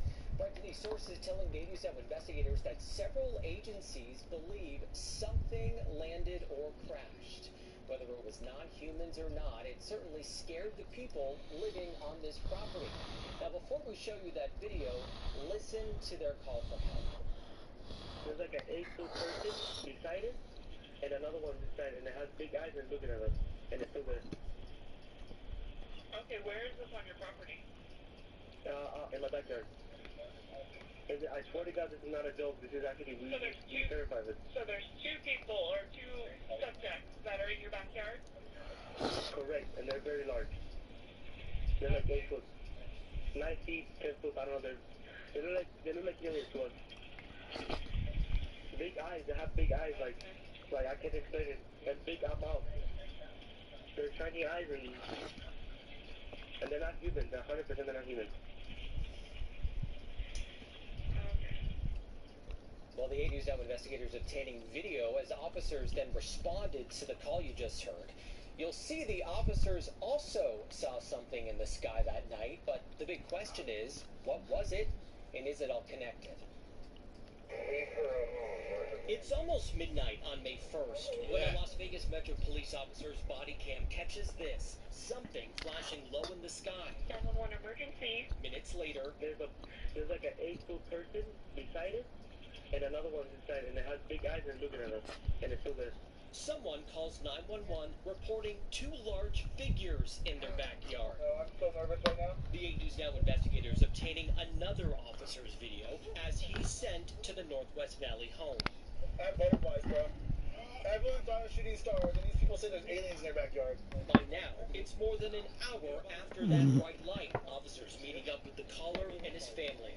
What'd you see? It was like a big creature. A big creature? Yeah, like around 10 feet tall. I'm not gonna BS you guys. One of my partners said they saw something fall out of the sky too, so that's why I'm kind of curious. Did you see anything land in your backyard? Or? They see like a big, that's what they say. They see like a big something with light. What I saw right now, I do believe it. Police walk into the backyard to investigate, but Metro blacked out that part of the video because it's considered private property. What's clear, they're taking this call seriously.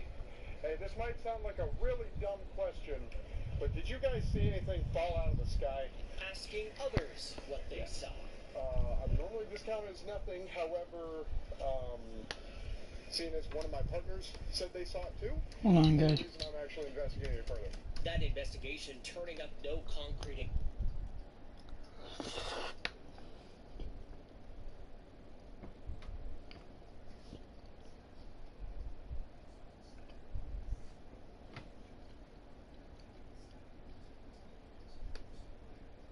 And the truth is out there, and doorbell company Ring wants you to help find it. They're giving away $1 million to whoever can capture evidence of extraterrestrial life on your Ring camera. That's a lot of money. All right, if you're not a believer, that's okay. Whoever can create the best fake alien video like this one can win a $500 Amazon gift card.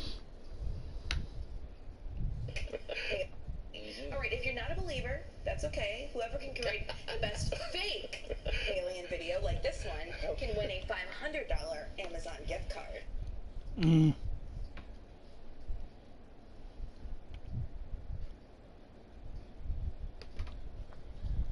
Only the new Sleep Number smart beds let you both sleep at your ideal level of comfort. Shop now at sleepnumber.com.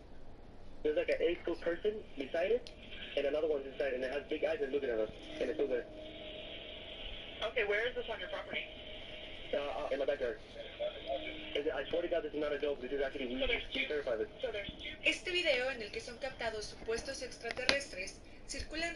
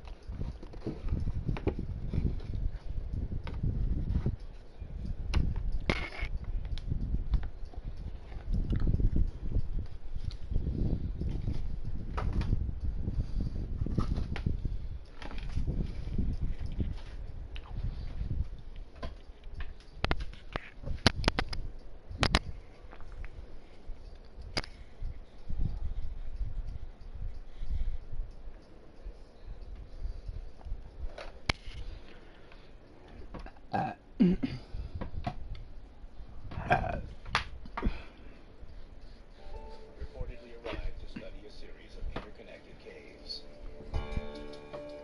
What they are said to have found was far more intriguing. On rows, several rows of gray, where many skeletons buried. Skeletons with Mm. big heads, big and clumsy heads, and with fragile bones. And in addition on... Hold on, you guys.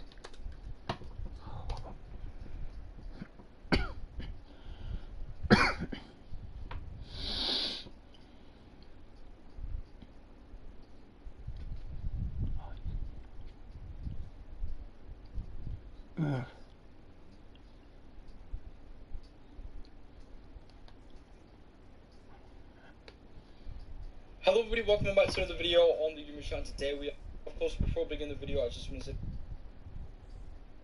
so I'm really glad that LEGO actually didn't disregard that set from the survey, and I've actually decided to release it as an actual set coming for March of 2024 next year.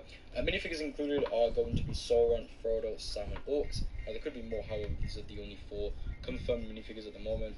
Price is looking at between $400 to $500. We're not sure of the exact price yet, and also the piece count. We're not sure of the exact piece count. That picture here, but it's the 5th anniversary brick. The front half can be separated from the rear, and there is also going to be a small hanger for Jedi Starfighter as well. So there will be no minifigures in this set. This will sort of be like a midi scale set, sort of similar to the Nebulon frigate that we did see a while back, that SDCC Comic Con set, which was. This will also include the stand nameplate and the Lego Star Wars 25th anniversary as well, and then Rise of Skywalker. So I think that's quite interesting that they're going to have. I think that the value for that one is certainly did as well.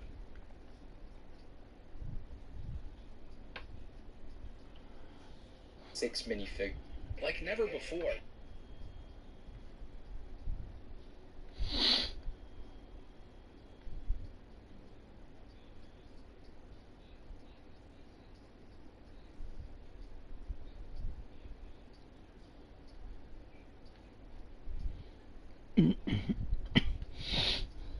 Hello guys, Brooklyn here, and today we have more leaks, so stay.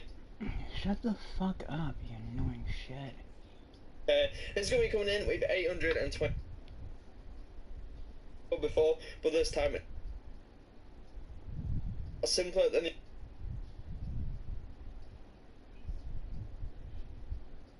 in November or December, being the Christmas fun VIP pack. So let's see another one of these. We do have one more as well. Because a piece of shit. And then the other two. We're showing the same fucking sets. We'll be seeing this.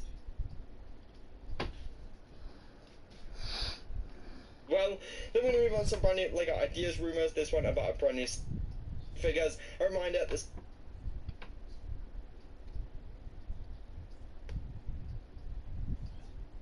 promo next.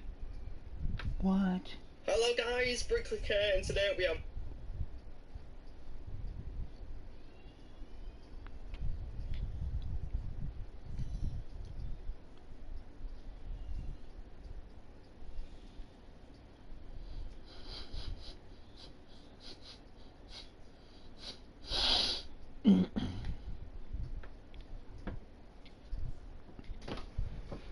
oh.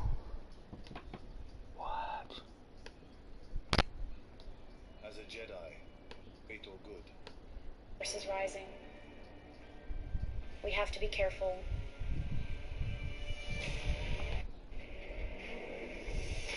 The history of the Sith.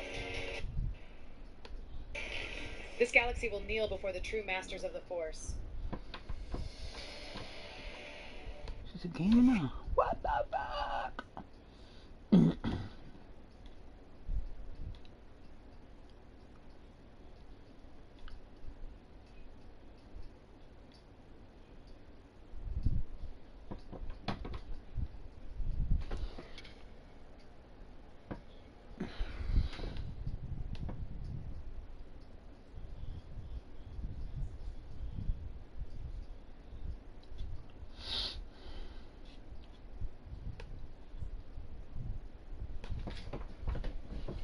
Alright everybody, welcome back to the #1 television program in the history of the entire universe.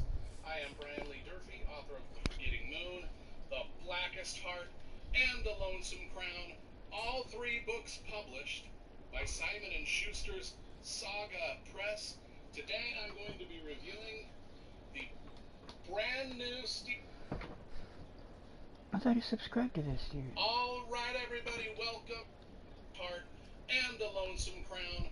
All 3 books published by Simon & Schuster's Saga Press. Today I'm going to be reviewing the brand new Stephen King novel that just came out today. And that is Holly Get over there. by Stephen King. I gotta read that book, though. Came out this morning. I went and got it at about 3 o'clock in the afternoon from my local Barnes & Noble. Spent all afternoon and evening reading it, and now I am doing this review right before I go to bed, and it will be uploaded Wednesday, the 6th of September, 2023. But I always read Stephen King books on the day they come out because he is my favorite author of all time. I have all of his books over here in both hardcover and paperback. Now, watch 100 Get the fuck out of here with that shit.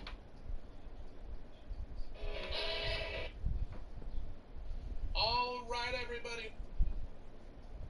All by Stephen King. Came out this morning. I went and got it at about 3 o'clock in the afternoon from my local Barnes & Noble. Spent all afternoon and evening reading it, and now I am doing this review right before I go to bed, and it will be uploaded Wednesday, the 6th of September 2023. But I always read Stephen King books on the day they come out because he is my favorite author of all time. I have all of his books over here in both hardcover and paperback. Now, for this channel, if you've been following my reviews, you know I've been reading and reviewing every single Stephen King novel in order of publication. Well, we're kind of jumping the order here because this is a new book, and the new books always kind of jump to the front of the queue or the queue or whatever you call it. So that's the thing. Let's talk about the cover first because you know I love graphic design and cover illustration, and I think this is one of the really the best covers I've seen in a while. And you can't really tell from the camera, but it's got a lot of sparkly little goodies on it. It's very colorful in person. You know, there's like a nice little hidden figure in the top window, a nice little hidden figure there in the cellar window, and it's just a haunted house. And oh my God, this house that's in this book is haunted as all get out. I mean, it is just crazy, and we'll get into that in a little bit. Now, the Audible.com version, a lot of the Stephen King rereads I do, I listen to the Audible.com version. I did not listen to the Audible.com version for this book. I wanted to read this quickly, and I can read a lot faster than any Audible.com reader can read, even when I speed it up like 2 times the speed that it should be going. Anyway, let's talk a little about the book here first. So we're going to start right off where, Oh my God.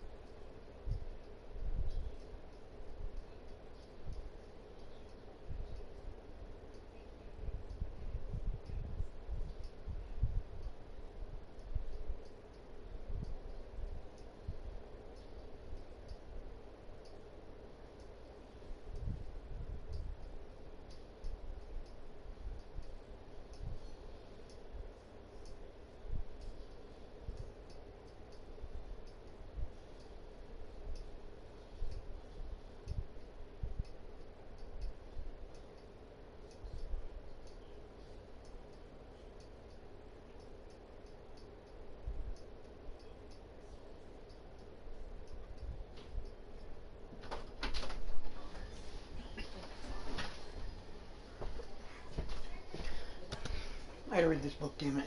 On page 2, I started relating to one of the characters in the book right from the jump.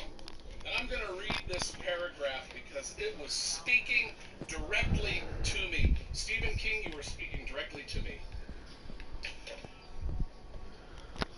He turned 40 in July and can no longer kid himself that he is still the young lion who had momentary bestseller success with his first novel. 40 is when you have to stop kidding yourself that you're still young or anything. If you don't, if you subscribe to such self-actualizing bullshit as 40 is the new 25, you're going to find yourself starting to slide. Just a little at first, but then a little more, and all at once you're 50 with a belly poking out your belt buckle and cholesterol clusters in the medicine cabinet. At 20, the body forgives. At 40, forgiveness is provisional at best. George Castro doesn't want to turn 50 and discover he's become just another American manslaughter. That's right. Just another American manslaughter. That's me. That's me. What's wrong with me? So anyway, what is this book about other than George Castro? George Castro's the first character we meet. Man, and he In relation he to gets Fidel. kidnapped. Right out of the gate, he gets kidnapped by these two psychos. They're an older couple, semi-retired academics, professors. They live in this house, and they kidnap people and take them to the house. And oh my God, are they some of the juiciest evil characters Stephen King has ever created? On par with that lady from Misery that caused that one author all that trouble. This, I mean, when they make the movie of this, every aged actor and actress on the planet is going to want to sink their teeth into the role of this old couple. And they are Roddy and M. Harris. That's who they are. And they kidnap people right off the street.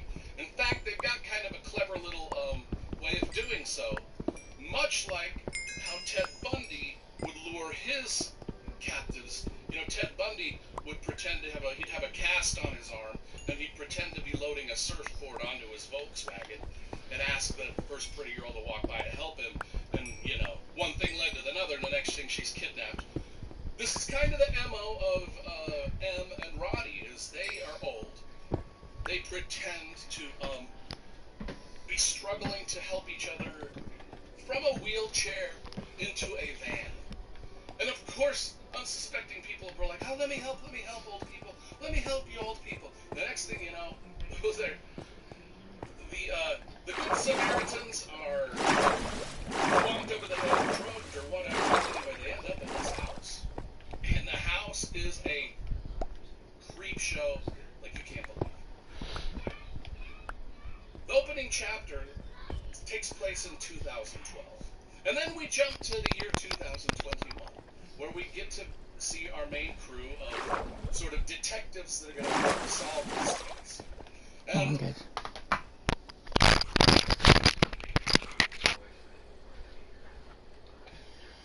Gotta give me another beautiful ass cup of coffee.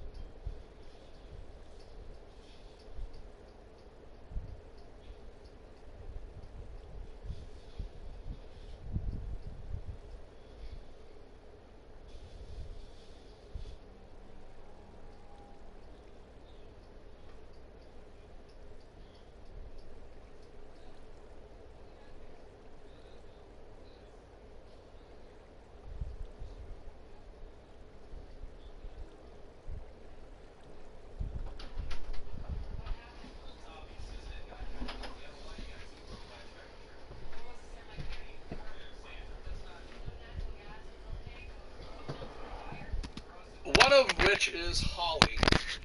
Holly, the main character of, well, one of the side characters to Mr. Mercedes, the Bill Hodges trilogy, you know, Finders Keepers, End of Watch. She was even a bit player in The Outsider. Was it The Outsiders or Outsider? So she's been kind of working her way into a lot of Stephen King novels. Now she gets her own novel, Holly, which this is about her. And now here is where I'm going to say something. Where, in my reviews of Stephen King's The Stand, in my review of Boxes and other things, there was a subject that I would bring up on YouTube that was getting those, videos, and I don't even want to say that, because that will get this video. So what I'm going to do is I talk about this next section. I'm not going to say any words. I'm just going to hold up a card that says the word on it, and we'll see if this video will not be. Okay, so right from the get-go, when we get to 2021 and the Hall. Okay, so right from the get-go, when we get to a card that says the word on it, and we'll see if this video will not be. Okay, so right from the get-go, when we get to 2021 and the Holly storyline, and this is fair warning, people, and you can take it for whatever. Some people are going to hate this, some people aren't going to care, some people will love it. But these people that are in Holly's little sphere of influence, all they do is talk about, like for 50 pages, the discussion is relentless of them talking about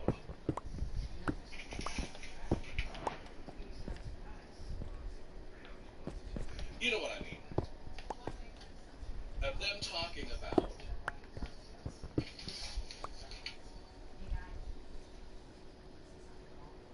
you know what I mean. Discussions of and I mean to the point where it is like 50 pages. That's all they talk about. It seems like everybody that this lady Holly knows.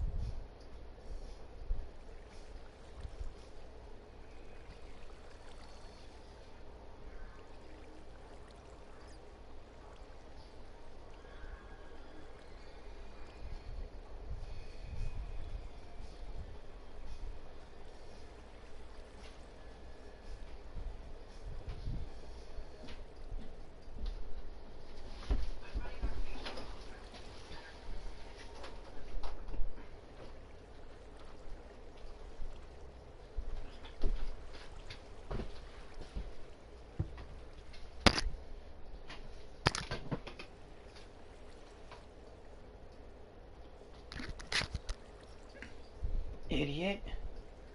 Get the fuck over there.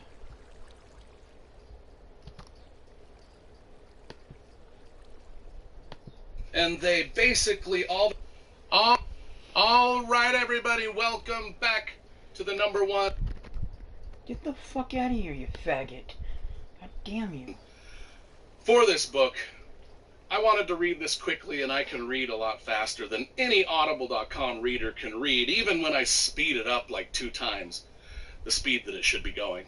Anyway, let's talk about the book here first. So we're going to start right off where on page 2, I started relating to one of the characters in the book right from the jump.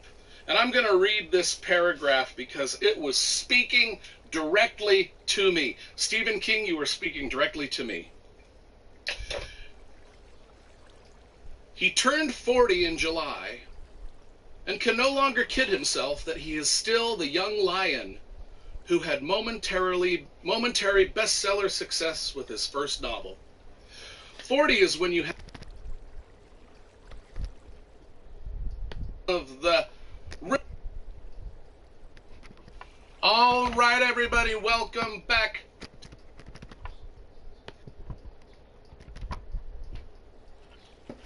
Let's talk about the book here first. So we're going to start right off where on page 2, I started relating to one of the characters in the book right from the jump. And I'm going to read this paragraph because it was speaking directly to me. Stephen King, success with his first novel. 40 is when you have to stop kidding yourself that you're still young or anything. If you don't, cholesterol busters in the medicine cabinet. I've got those. At 20, the body forgives. At 40, forgiveness is provisional at best. George Castro doesn't want to turn 50 and discover he's become just another American man slob. That's what I've become. Just another American man slob. That's me. That's me. He's describing me. So anyway, what is this book about other than George Castro? George Castro's the first character we meet. Man, and he gets kidnapped. Right out of the gate, he gets kidnapped by these two psychos. They're an older couple, semi-retired academics, professors. They live in this house, and they kidnap people and take them to the house. And oh my God, are they some of the juiciest evil characters Stephen King has ever created? On par with that lady from Misery that caused that one author all that trouble. This, I mean, when they make the movie of this, every aged actor and actress on the planet is going to want to sink their teeth into the role of this old couple. And they are Roddy and M. Harris. That's who they are. And they kidnap people right off the street. In fact, they've got kind of a clever little way of doing so, much like how Ted Bundy would lure his captives. You know, Ted Bundy would pretend to have he'd have a cast on his arm, and he'd pretend to be loading a surfboard onto his Volkswagen and ask the first pretty girl to walk by to help him. And, you know, one thing led to another, and the next thing she's kidnapped. This is kind of the MO of M and Roddy, is they are old. They pretend to be struggling to help each other from a wheelchair into a van. And of course, unsuspecting people were like, oh, let me help, old people. Let me help you, old people. The next thing you know, those are the good Samaritans are bonked over the head, drugged or whatever, but anyway, they end up in this house. And the house is a creep show like you can't believe. The opening chapter takes place in 2012. And then we jump to the year 2021, where we get to see our main crew of sort of detectives that are going to solve this case. And one of which is Holly. Holly, the main character of, well, one of the side characters to Mr. Mercedes, the Bill Hodges trilogy, you know, Finders Keepers, End of Watch. She was even a bit player in The Outsider. Was it The Outsiders or it was Outsider? So she's been kind of working her way into a lot of Stephen King novels. Now she gets her own novel, Holly, which this is about. This is about her. And now here is where I'm going to say something where in my reviews of Stephen King's The Stand, in my review of Gwendy's Button Box and some of the other Gwendy books, there was a subject that I would bring up on YouTube that was getting those videos. And I don't even want to say that, because that will get this video. So what I'm going to do is I talk about this next section. I'm not going to say any words. I'm just going to hold up a card that says the word on it. and we'll see if this video will not be. Okay, so right from the get-go, when we get to 2021 and the Holly storyline, and this is fair warning, people, and you can take it for whatever. Some people are going to hate this, some people aren't going to care, some people will love it. But these people that are in Holly's little sphere of influence, all they do is talk about, like for 50 pages, the discussion is relentless of them talking about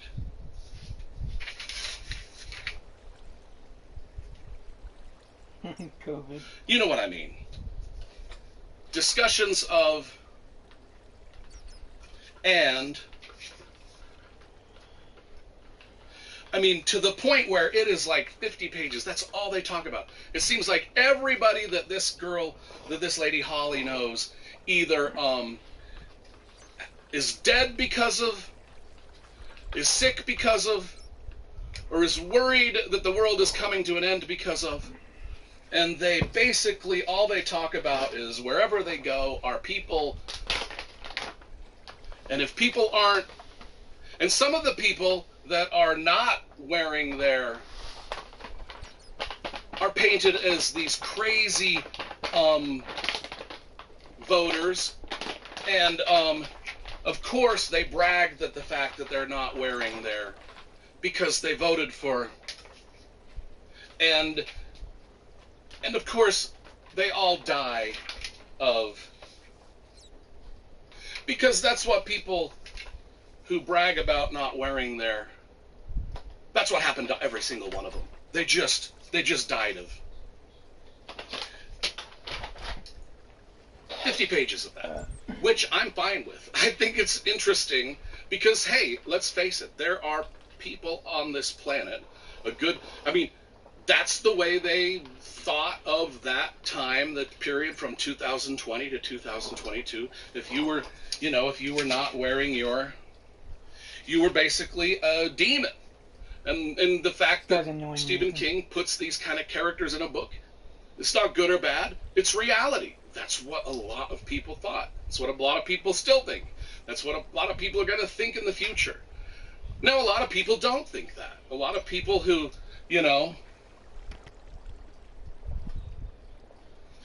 I don't want this video to be... That's annoying as fuck.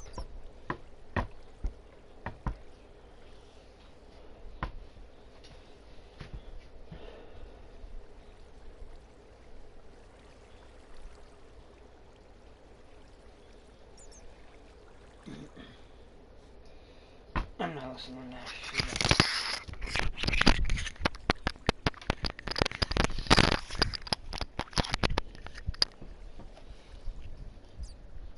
We just spent a few days with the Navy Air Crewmen, and it's been unlike anything we expected.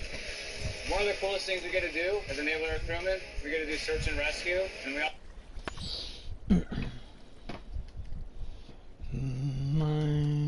Minecraft.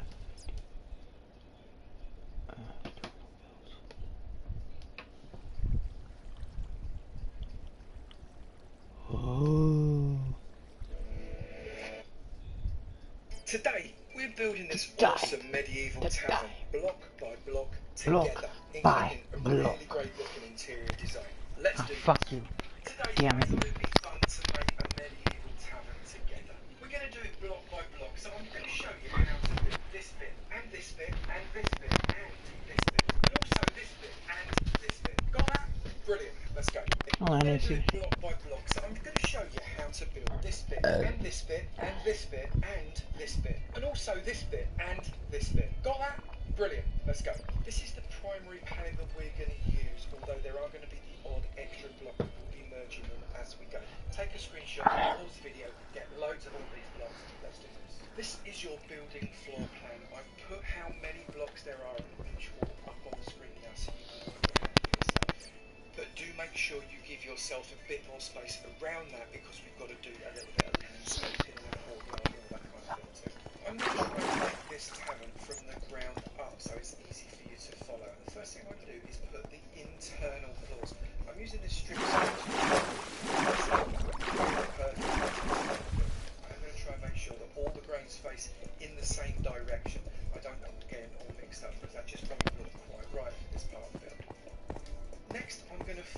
blocks that I've put on the floor already with the same block. So here I've got some stone and brick, here I've got some mud, here I've got oak, and I've got more mud bricks somewhere around. I'm just going to do that in a single row all the way around the outside. Now we're going to mostly repeat that on a second level. Before we do, I do want to put in some windows. So I'm going to count from this corner. I'm going to go 1, 2. I'm going to place 2 windows in there. So that's 2 panes of glass. I'm going to leave the rest free. I'm going to come along. I'm going to come in 1, 2 panes of glass just there. Leave the rest free. On this one here, I'm going to put a pane of glass, and on this side here, I'm going to put a pane of glass. And then here you can place a pane of glass there. Leave the gap. Pane of glass. Coming around the back. Leave 2 gaps, pane of glass, leave 2 gaps, pane of glass, come around the back here, leave a gap here, so you've got 1, 2, and then 3, 1, 2, and then 3, and another one, so that's 1, and then 2. And on this side, we're going to leave 1, 2 gap, we're going to put 2 space, 1, 2 gap, we're going to put 2 space, 1, 2 gap, and then just 1. We're also then going to put 1 piece of glass. Hold on, you guys. Get that shit the fuck out of here.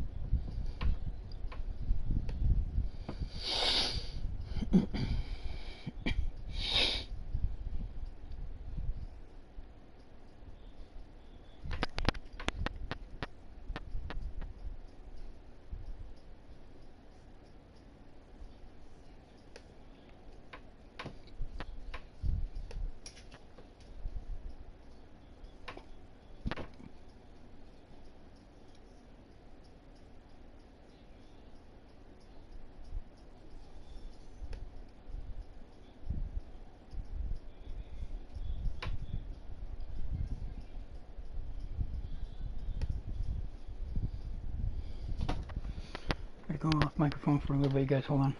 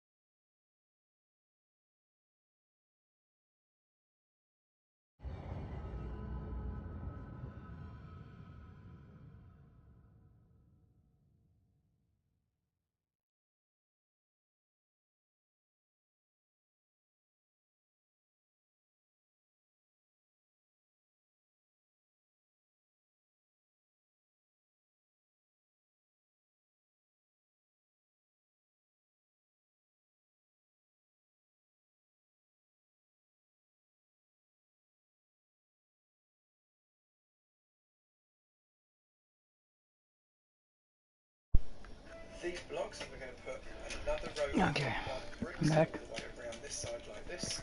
We're then going to put a second row of these oak planks on there, and then we're going to change it up a little bit. We're going to get these bricks here, and we're going to place these mud bricks on top of the stone bricks all the way across on that side, and then coming on this side as well, we'll place stone bricks all the way across on this side too.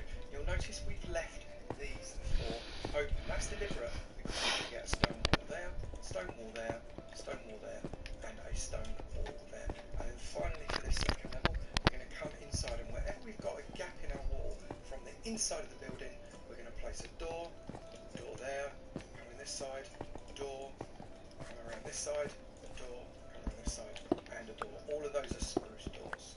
Now I'm actually going to put some stuff inside in a moment. Before I do that, I'm just going to repeat all the way along, except over the doors, exactly what we've just put in. So mud bricks all the way around, leave the door like that. I'm then going to put more glass on top of the glass. So we've got like a 2-high window there and there. Same on this side, 2-high window there, 2-high window right there. And what I'm going to do over the door is I'm going to get mud brick stairs upside down over the door. With that, mud brick stairs upside down over that door. I'm going to put another wall on each of these walls as well. And then over on the planks, I'm going to again increase We'll try this one over anyways. the planks exactly like that. The only difference with this is we're only going to put 1 high window on here. We're not going to put 2. I'm going to put an oak stair above the door and the window. The other exception is this small inset window here, just next to those oak planks. That's just going to be a single high window as well. All the other windows, all the way around, are 2 high. We're then going to repeat 1 more row all the way around, except this time over these windows we're going to be placing one of these brick steps, like that and like that. Everything else is exactly the same, all the way around the building. Let's start to plan out some of the inside space now, otherwise it'll be difficult to be able to see later. I'm going to create a way to get up to the second level. I'm going to do that by using these steps along this inside wall like that, and then I'm going to place upside down steps on there like that. We will eventually put a ceiling into this section, but not quite yet. And then we're just basically going to decorate, and then I'm going to place upside down steps on there like that. We will eventually put a ceiling into this section, but not quite yet. And then we're just basically going to decorate it up the way you'd expect to see the inside of a tavern. I'm going to put in some crafting tables randomly around the place because they've got quite a nice texture. I'm going to use some of these furnaces as well, because furnaces look a little bit like a fireplace, and we can certainly use them as such. And then I'm also going to be using things like barrels and also actual campfires to create some interesting shapes. Another great reason to put your internals in before you put your roof on, because you can see the mistakes you might have made. I'm going to make that window smaller, because that way I can make this fire pit fit much better into the room, like that. So this is the internal of the downstairs. It looks a lot more complicated than this, I absolutely promise you. We've got upside down dark oak steps for the windowsills. We've got right way up oak steps for chairs. We've got scaffolding that are acting as tables. We've got the big old pot in the middle there, and that's got a glow frame just to give it a little bit of an extra edge. We've got little pots with little flowers in. We've got some paintings up on the walls. I've kept the paintings small because otherwise they're a little bit overwhelming. This fireplace You've got is to be nothing shitting more me. than a few slabs with a campfire in the middle of it, and the slabs going over the top as well. This is a composter with some leaves on top, and then you've got barrels at the back there with a tripwire hook to look like a tap. Under here we've got these steps. These are again oak steps. These are dark oak fences. I've put these trapdoors on top because that would stop a villager from being able to get out if you decided to trap one inside. So now we can start building up the structure a little bit more. We're going to do this a little bit more block by block, but first of all we're going to place a square. This is a 5 by 5 square, or is it? It's 1, 2, 3, 4, 5. No, it's not. It's a 7 by 5 square, and we're going to fill it up with cobblestone. It's not going to stay exclusively cobblestone because it could be a little bit boring, but we're going to put it mainly cobblestone, and then we're going to fleck into it the odd stone brick and the odd mossy stone brick as well, just to give it a bit of texture. Something like that, but you choose a pattern that suits you. We'll be detailing out all of the flooring both in this alcove and outside a lot more later. We're going to start at this end, and we're going to create a slope by coming up the height of this wall here, 3 high like that. So that's going to create like a side roof that comes down in that direction, and then we're going to carry on at that height across to the end of the wall on both sides. central area here we're going to raise by 1 block, and then we're going to get a solid block and place it on top of these wall compartments. And then we're going to start to arch this across. And I'm going to do that by grabbing some stone brick stairs there, some stone brick stairs there on both sides, and then we're going to get a stone brick slab. I'm going to place stone brick slab there, there, and there. And again on the other side exactly the same. You can see that gives us quite a nice archway through into this courtyard. We're then going to carry over this brick so as it's continuous with this wall.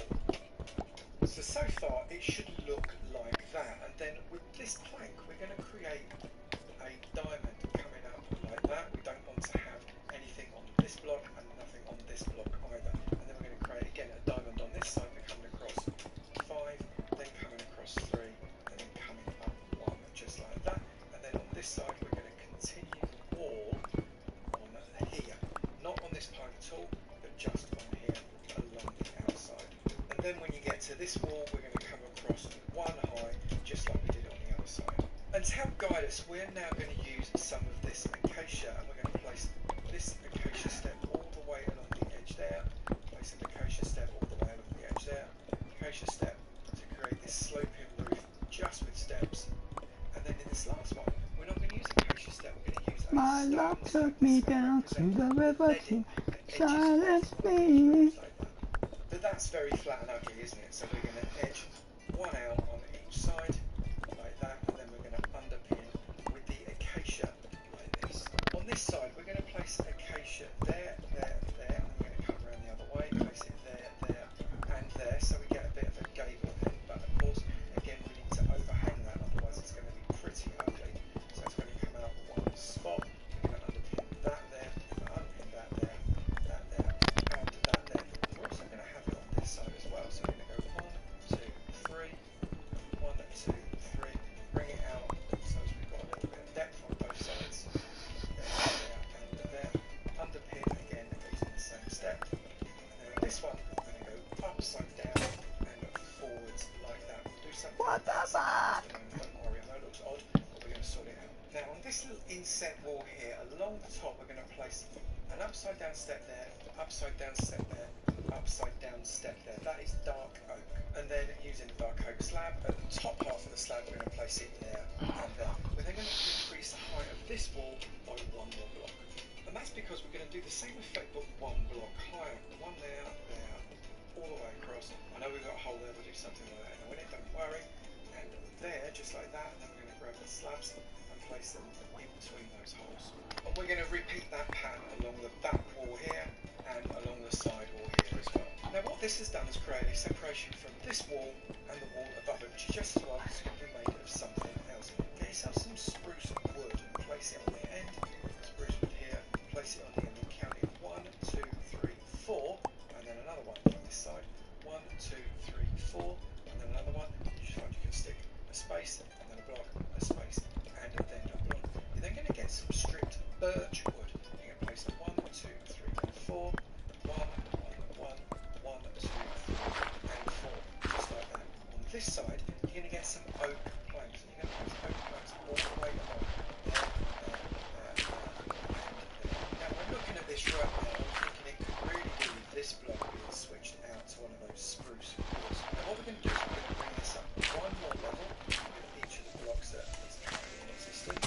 There, there, there, there, all the way along. And again, this is going to come along as well, exactly in the same way. In fact, we're going to bring this one up as well, like that. And we're now going to start to put in some window. First off, we're going to place that there. We're going to bring these along with just the logs. And then I'm going to get some glass. And we're going to place the glass inside each of these. 1, 2, and 3. And then we're also going to place glass there, and also there and there. And that's going to give us a nice amount of window on the outside. We then want to come on this side. We're going to place a single pane of glass right there. And we're going to put oak around it to create that window as well. We're then going to come up 1 more level. And we're now going to put There we go. I thought that's where this was. lower level, just going to put a solid block all the way across. Put that there. Oh, you know what? Hold on a second. These are going to come across as a single height windows. However, these are going to be double height windows. So I'm going to place blocks like this,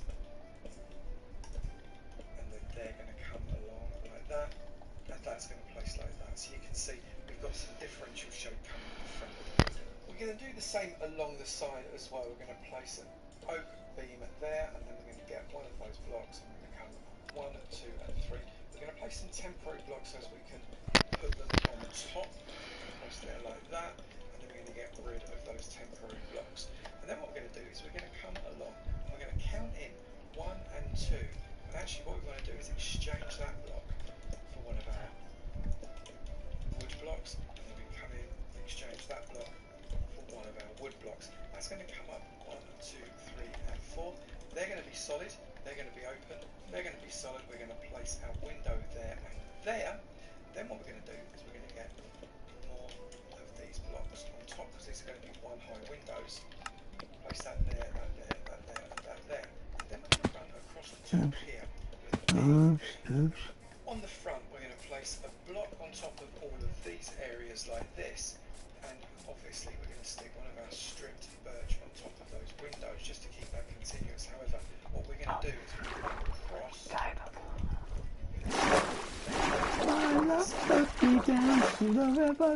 Silence me, and where she left I could not speak. Down to the river to silence me, love to go down to the river to silence me. Each of those, grab one of these blocks, place it on the top of the glass, and then place another block on each of those exactly like that. This is going to turn into a gable end in just a moment, but we need to build up the rest of this, which includes putting another level of this stripped birch all the way along this side, and then repeating the pattern that we've got on this side on this other side as well. So space, space, space, 1, 2, 3, and 4. We should be level with that block there. Yes, we are. We can pop that there, all the way along, and then just repeat what we've got on the wall. So you should get something that looks a little bit like that. And then what we're going to do is we're going to build up this section of the wall. And this is actually going to go slightly higher, so we're going to pop that there, and there. So we've got 2 blocks between. And then we're going to place glass there. We're going to place 2 more blocks there. I'm going to come across again with more blocks on the edge. We need to bring this up to meet it, obviously. And then what we're going to do is we are eventually going to be bringing these on this side and also on this side. We're going to do that in just a moment. Because first I'm going to place a top slab there and also a top slab there. That's going to act as a windowsill. I don't want to use a stair because I want it to be very short and very flat. I don't want to have that curve of the stair. We're going to do some augmentation on this in just a moment, but not quite yet. What we are going to do is we're going to get the acacia stairs, because we need to start building up the stairway here. First thing we're going to do is we're going to place our stairs on this block right there, across, and create that stair effect, and we are going to come out 1 block. We're going to do the same on this side. Temporary, come across all the way, and then come out 1 block like that. We're going to do an upside down on that. Then we're going to create the gable all the way to the top. What we're going to do is we're just going to have a standard 12-12 gable on this one, which means we're going to have stairs just going upside down, right way round, upside down, and right way round, all the way until they meet in the middle. We're then going to repeat that on this side of the windows by coming across these 5 blocks, and it should meet that wall. And then we're going to go up 1, coming across those 5 blocks. And on this side, we're going to come across until we meet this pillar right there. And then what we're going to do here is we're going to take that block, and that block, and that block, and we're going to increase that and that. Take that block, and increase that, and then increase that block again. So we've got that kind of triangle shape. This triangle shape is what's going to lead us in our roof building. We're going to go 1 there, 1, 2, and 3. That is going to come out 1 again to give us our depth. Again on the other side, out 1 to give us our depth. We're going to place that upside down there, and that's going to come forwards again. We're going to sort something out with that roof. We'll do exactly the same on the other side. And then we're going to underpin this area with the same block like that, and like that. Then what we can do in a moment, not quite yet, is we can bring these roofs together. What I think we need to do is make sure we've got it on both sides. What I'm going to do now is even out these walls a little bit. So I'm going to bring this up, level with this wall here, so that is that block, another 2 levels just like that. And then I'm going to do the same as I did on the other side. I'm going to grab stair, stair, stair on this side.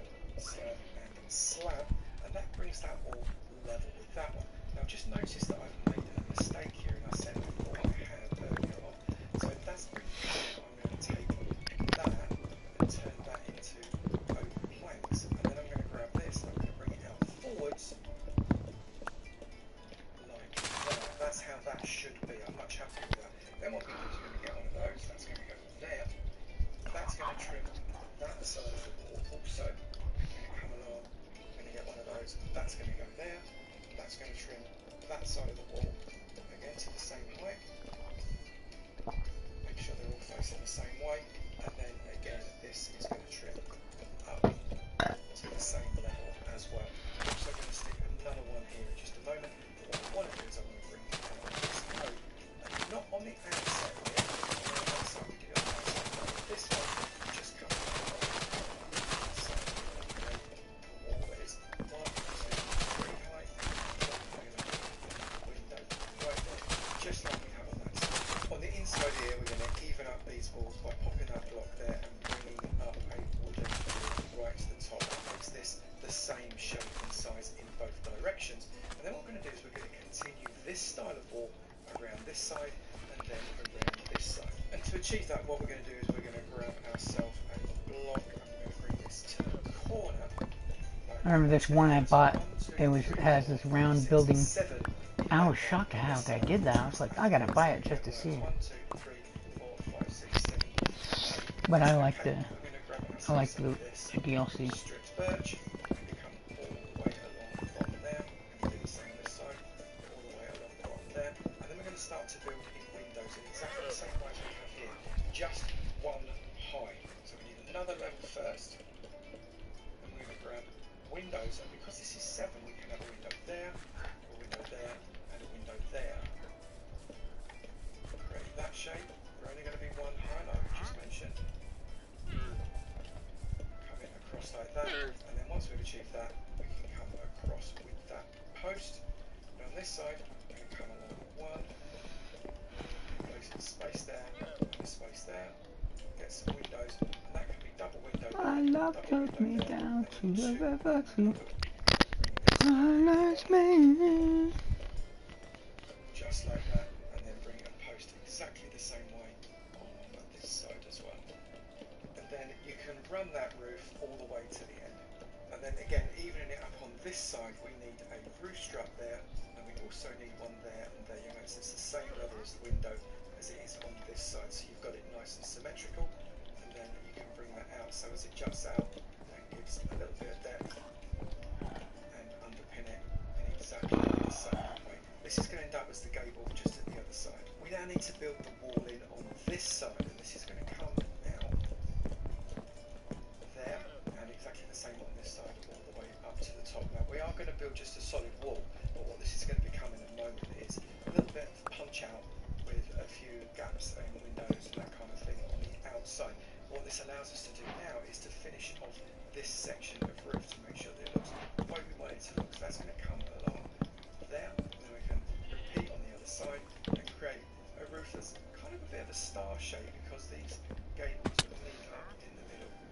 What you'll find is you've got this weird gap. If you come around sideways, that will close that gap up completely. You won't have any air spots. Complete your roof off like that. These are solid acacia blocks, but we've got this bit showing. So come in with 2 slabs there, and then come in with another 2 slabs there, because that just finishes off the shape. It makes it look a little bit more interesting. Because we want to create a small gable on the end, and we don't want this to come flapping all the way around. So we place 2 stairs on either side there. We're going to wrap that. We're going to come along the other side, and we're going to wrap it up to including that roof, and then we're going to wrap this all the way around there as well. We're going to come on this side. We're going to wrap this up to there. And we're going to wrap this across to that roof as well. Now what's going to happen here is we're going to create a rectangular roof going upwards with a gable bit at the top. So we want to start wrapping this gable up. What I'm going to do is I'm going to grab this block, put that along, and then I'm going to place 2 blocks like that. So that's the shape that I'm looking for. And I'm going to place that there and that there, and there and that there, and then pop that out. We've got a little bit of depth. And then what we're going to do is we're just going to complete the roof off as if it is a roof that feeds into this side of the house. Now what I really want to do now is create the next level. I'm going to do that by Gotta giving myself take a some dark little oak planks. time, I'm using dark oak little planks time to think things over. staircase here. I'm going to Better read between the lines, 'cause I need it when I'm older. In my life, there's been heartache and pain. And obviously carry on your steps so it fits in on top. And we're going to deal with these ugly mud bricks by putting a layer of steps all the way around the outside, which will give us a continuous floor pattern.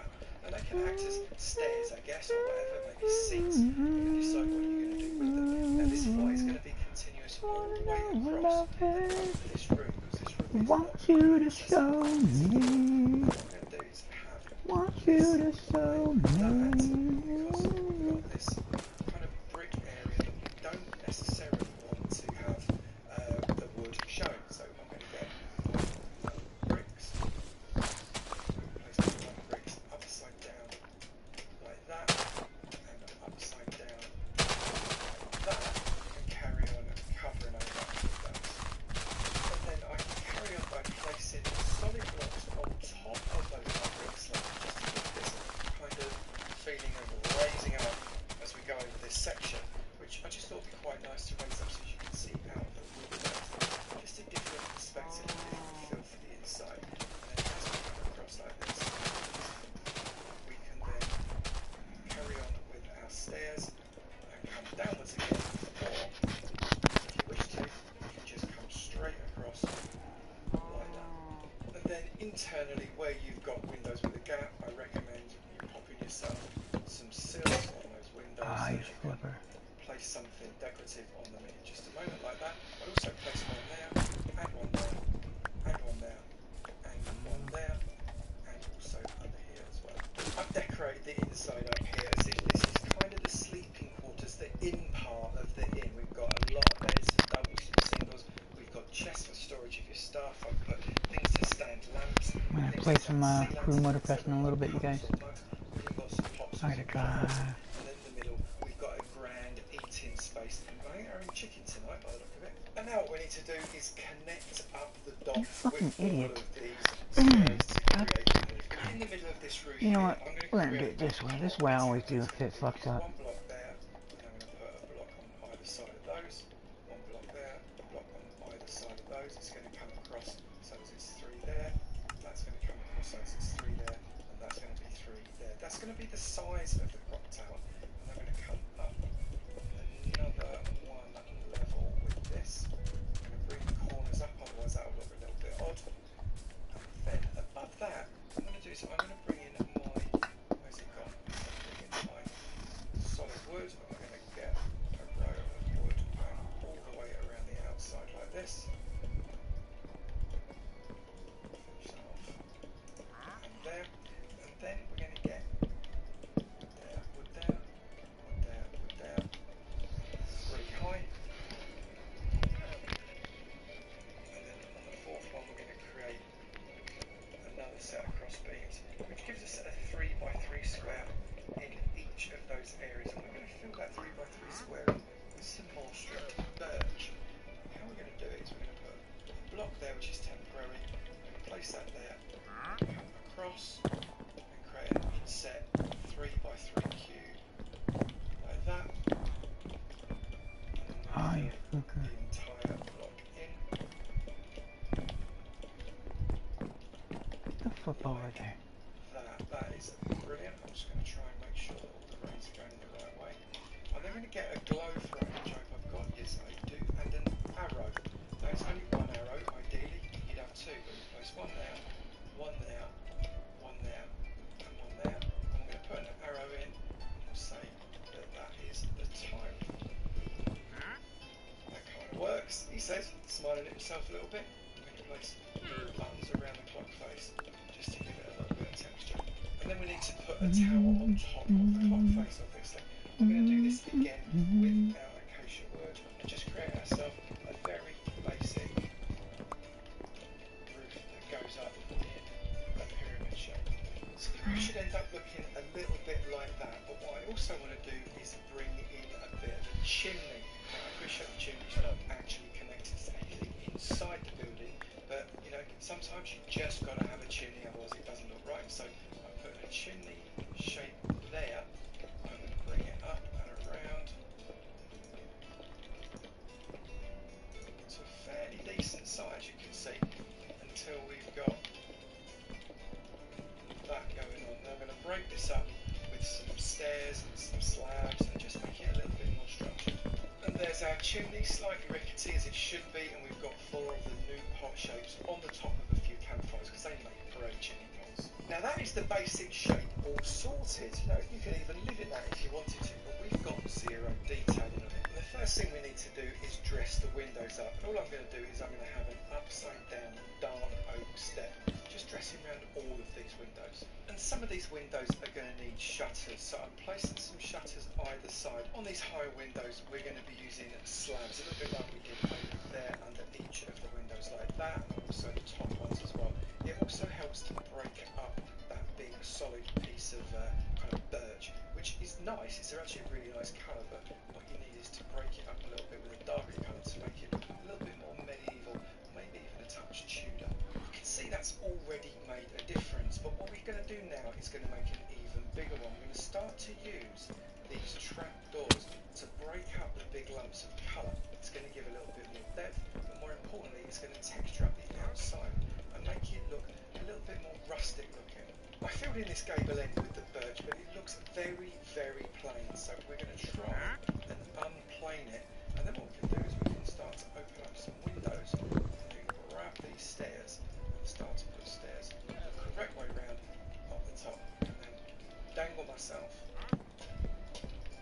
one of those on each. I'll do that the other end as well. Most of that detailing is now complete. We've got a few things we need to do. We need to rough up these roofs by placing some solid blocks in there and maybe some stripped acacia as well. But what we can also do is put in some bushes. We need to lay some land out all the way around here instead of this solid green, and maybe the odd detail in the form of a button there, such as that, so as it looks like it's actually pinned together. Bushes, stairs, buttons and trap doors make a massive difference. I'm now going to rough up this roof like I said I was going to. That roof looks much better, looks like it's a little bit grubby and maybe smeared as a result of the weather. Now we're just going to work a little bit on this ground, and we can detail this up quite nicely just by taking out the solid blocks and popping in some little channels of steps. That looks like it's a bit more cold and a little bit more warm. We can even filtering system that makes the water travel through. And if I waterlog these blocks, we'll find that we've got just a little system going from that area there all the way down into that. Looks like a bit of a drain pipe, doesn't it, down there? That drain is now in and waterlogged. I've added some lampposts here, so we've got lighting all the way around the outside. And this bit here is going to be somewhere where you can put your horse. So I'm going to place a horse in there, pop a lead on it, like that, and then put the lead right on there. Now that horse is tethered, and whoever was riding it can go inside and have a beer. What I need to do now is just decorate up a little bit. Some bushes, some flowers, some pots and that kind of thing. I'll be back when I'm done. And I think we are just about done. We've rolled it around some azalea leaves, oak leaves and also some spruce leaves, and we put plenty of decoration, including some torch flowers, pots. We've got the horses that always insist on standing on the cauldrons. Why do they do that? Barrels and a lot of other little details too, just to make it look like it's an oasis of life waiting to come and help you. I would challenge anybody to look to this and ride past it without wanting to stop for the night, or at least for a meal and a drink. So whether you chose to follow that along block by block, or whether you're just going to gain inspiration from it, or whether you're going to do something completely different, I really appreciate the fact that you watched the video all the way through to the end. Thank you very much. I'd really like to see what you've done with it. Maybe post a picture in my Discord. The link to that is down in the description below. You'd be very welcome. It's an amazing community. And if there's something you'd like to see me try and build, do let me know in the comments. Great stuff, bro. Much love. God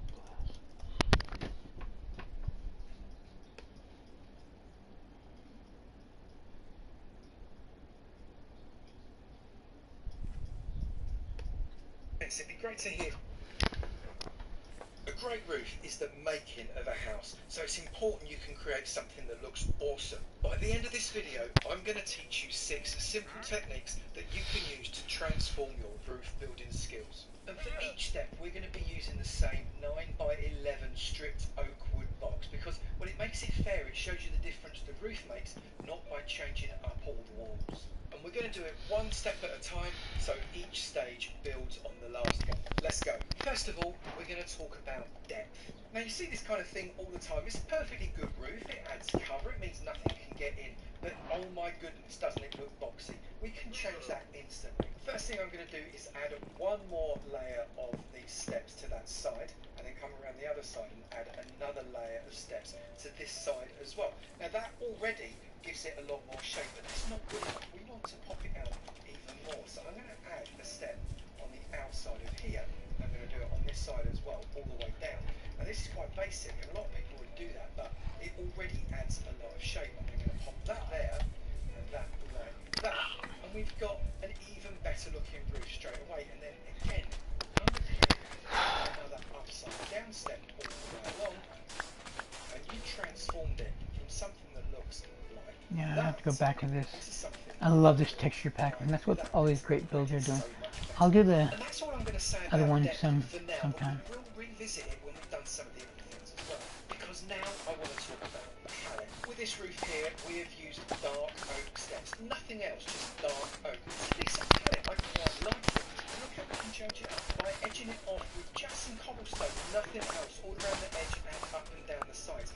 You can get a very different looking build, and that gives another level of detail and casts your eye across the entire roof rather than being one block of colour. You can use a couple of different colours for the main body of your roof. They need to work together. That's spruce and dark oak, and they definitely do.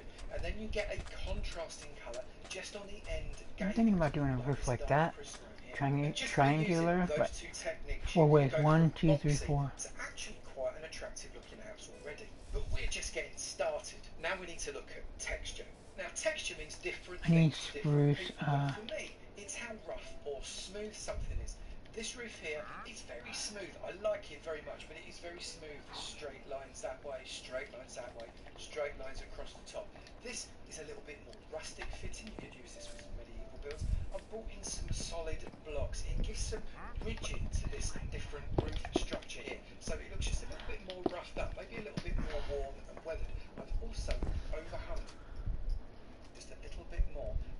Maybe a little bit more worn and weathered. I've also overhung just a little bit more. You guys, I'm gonna listen to some music. I'll talk to you guys in a bit. Like, comment, subscribe.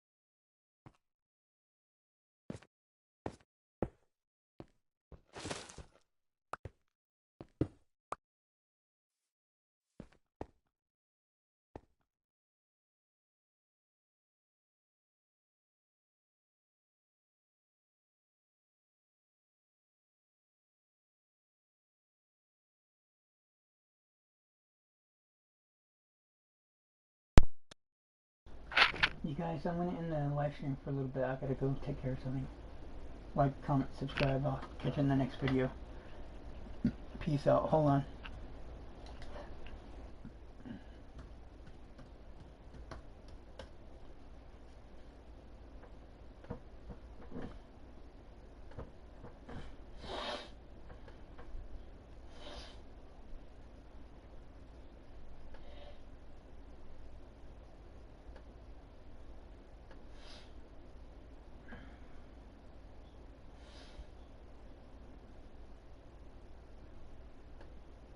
Snap. I'll catch you guys later. Peace out.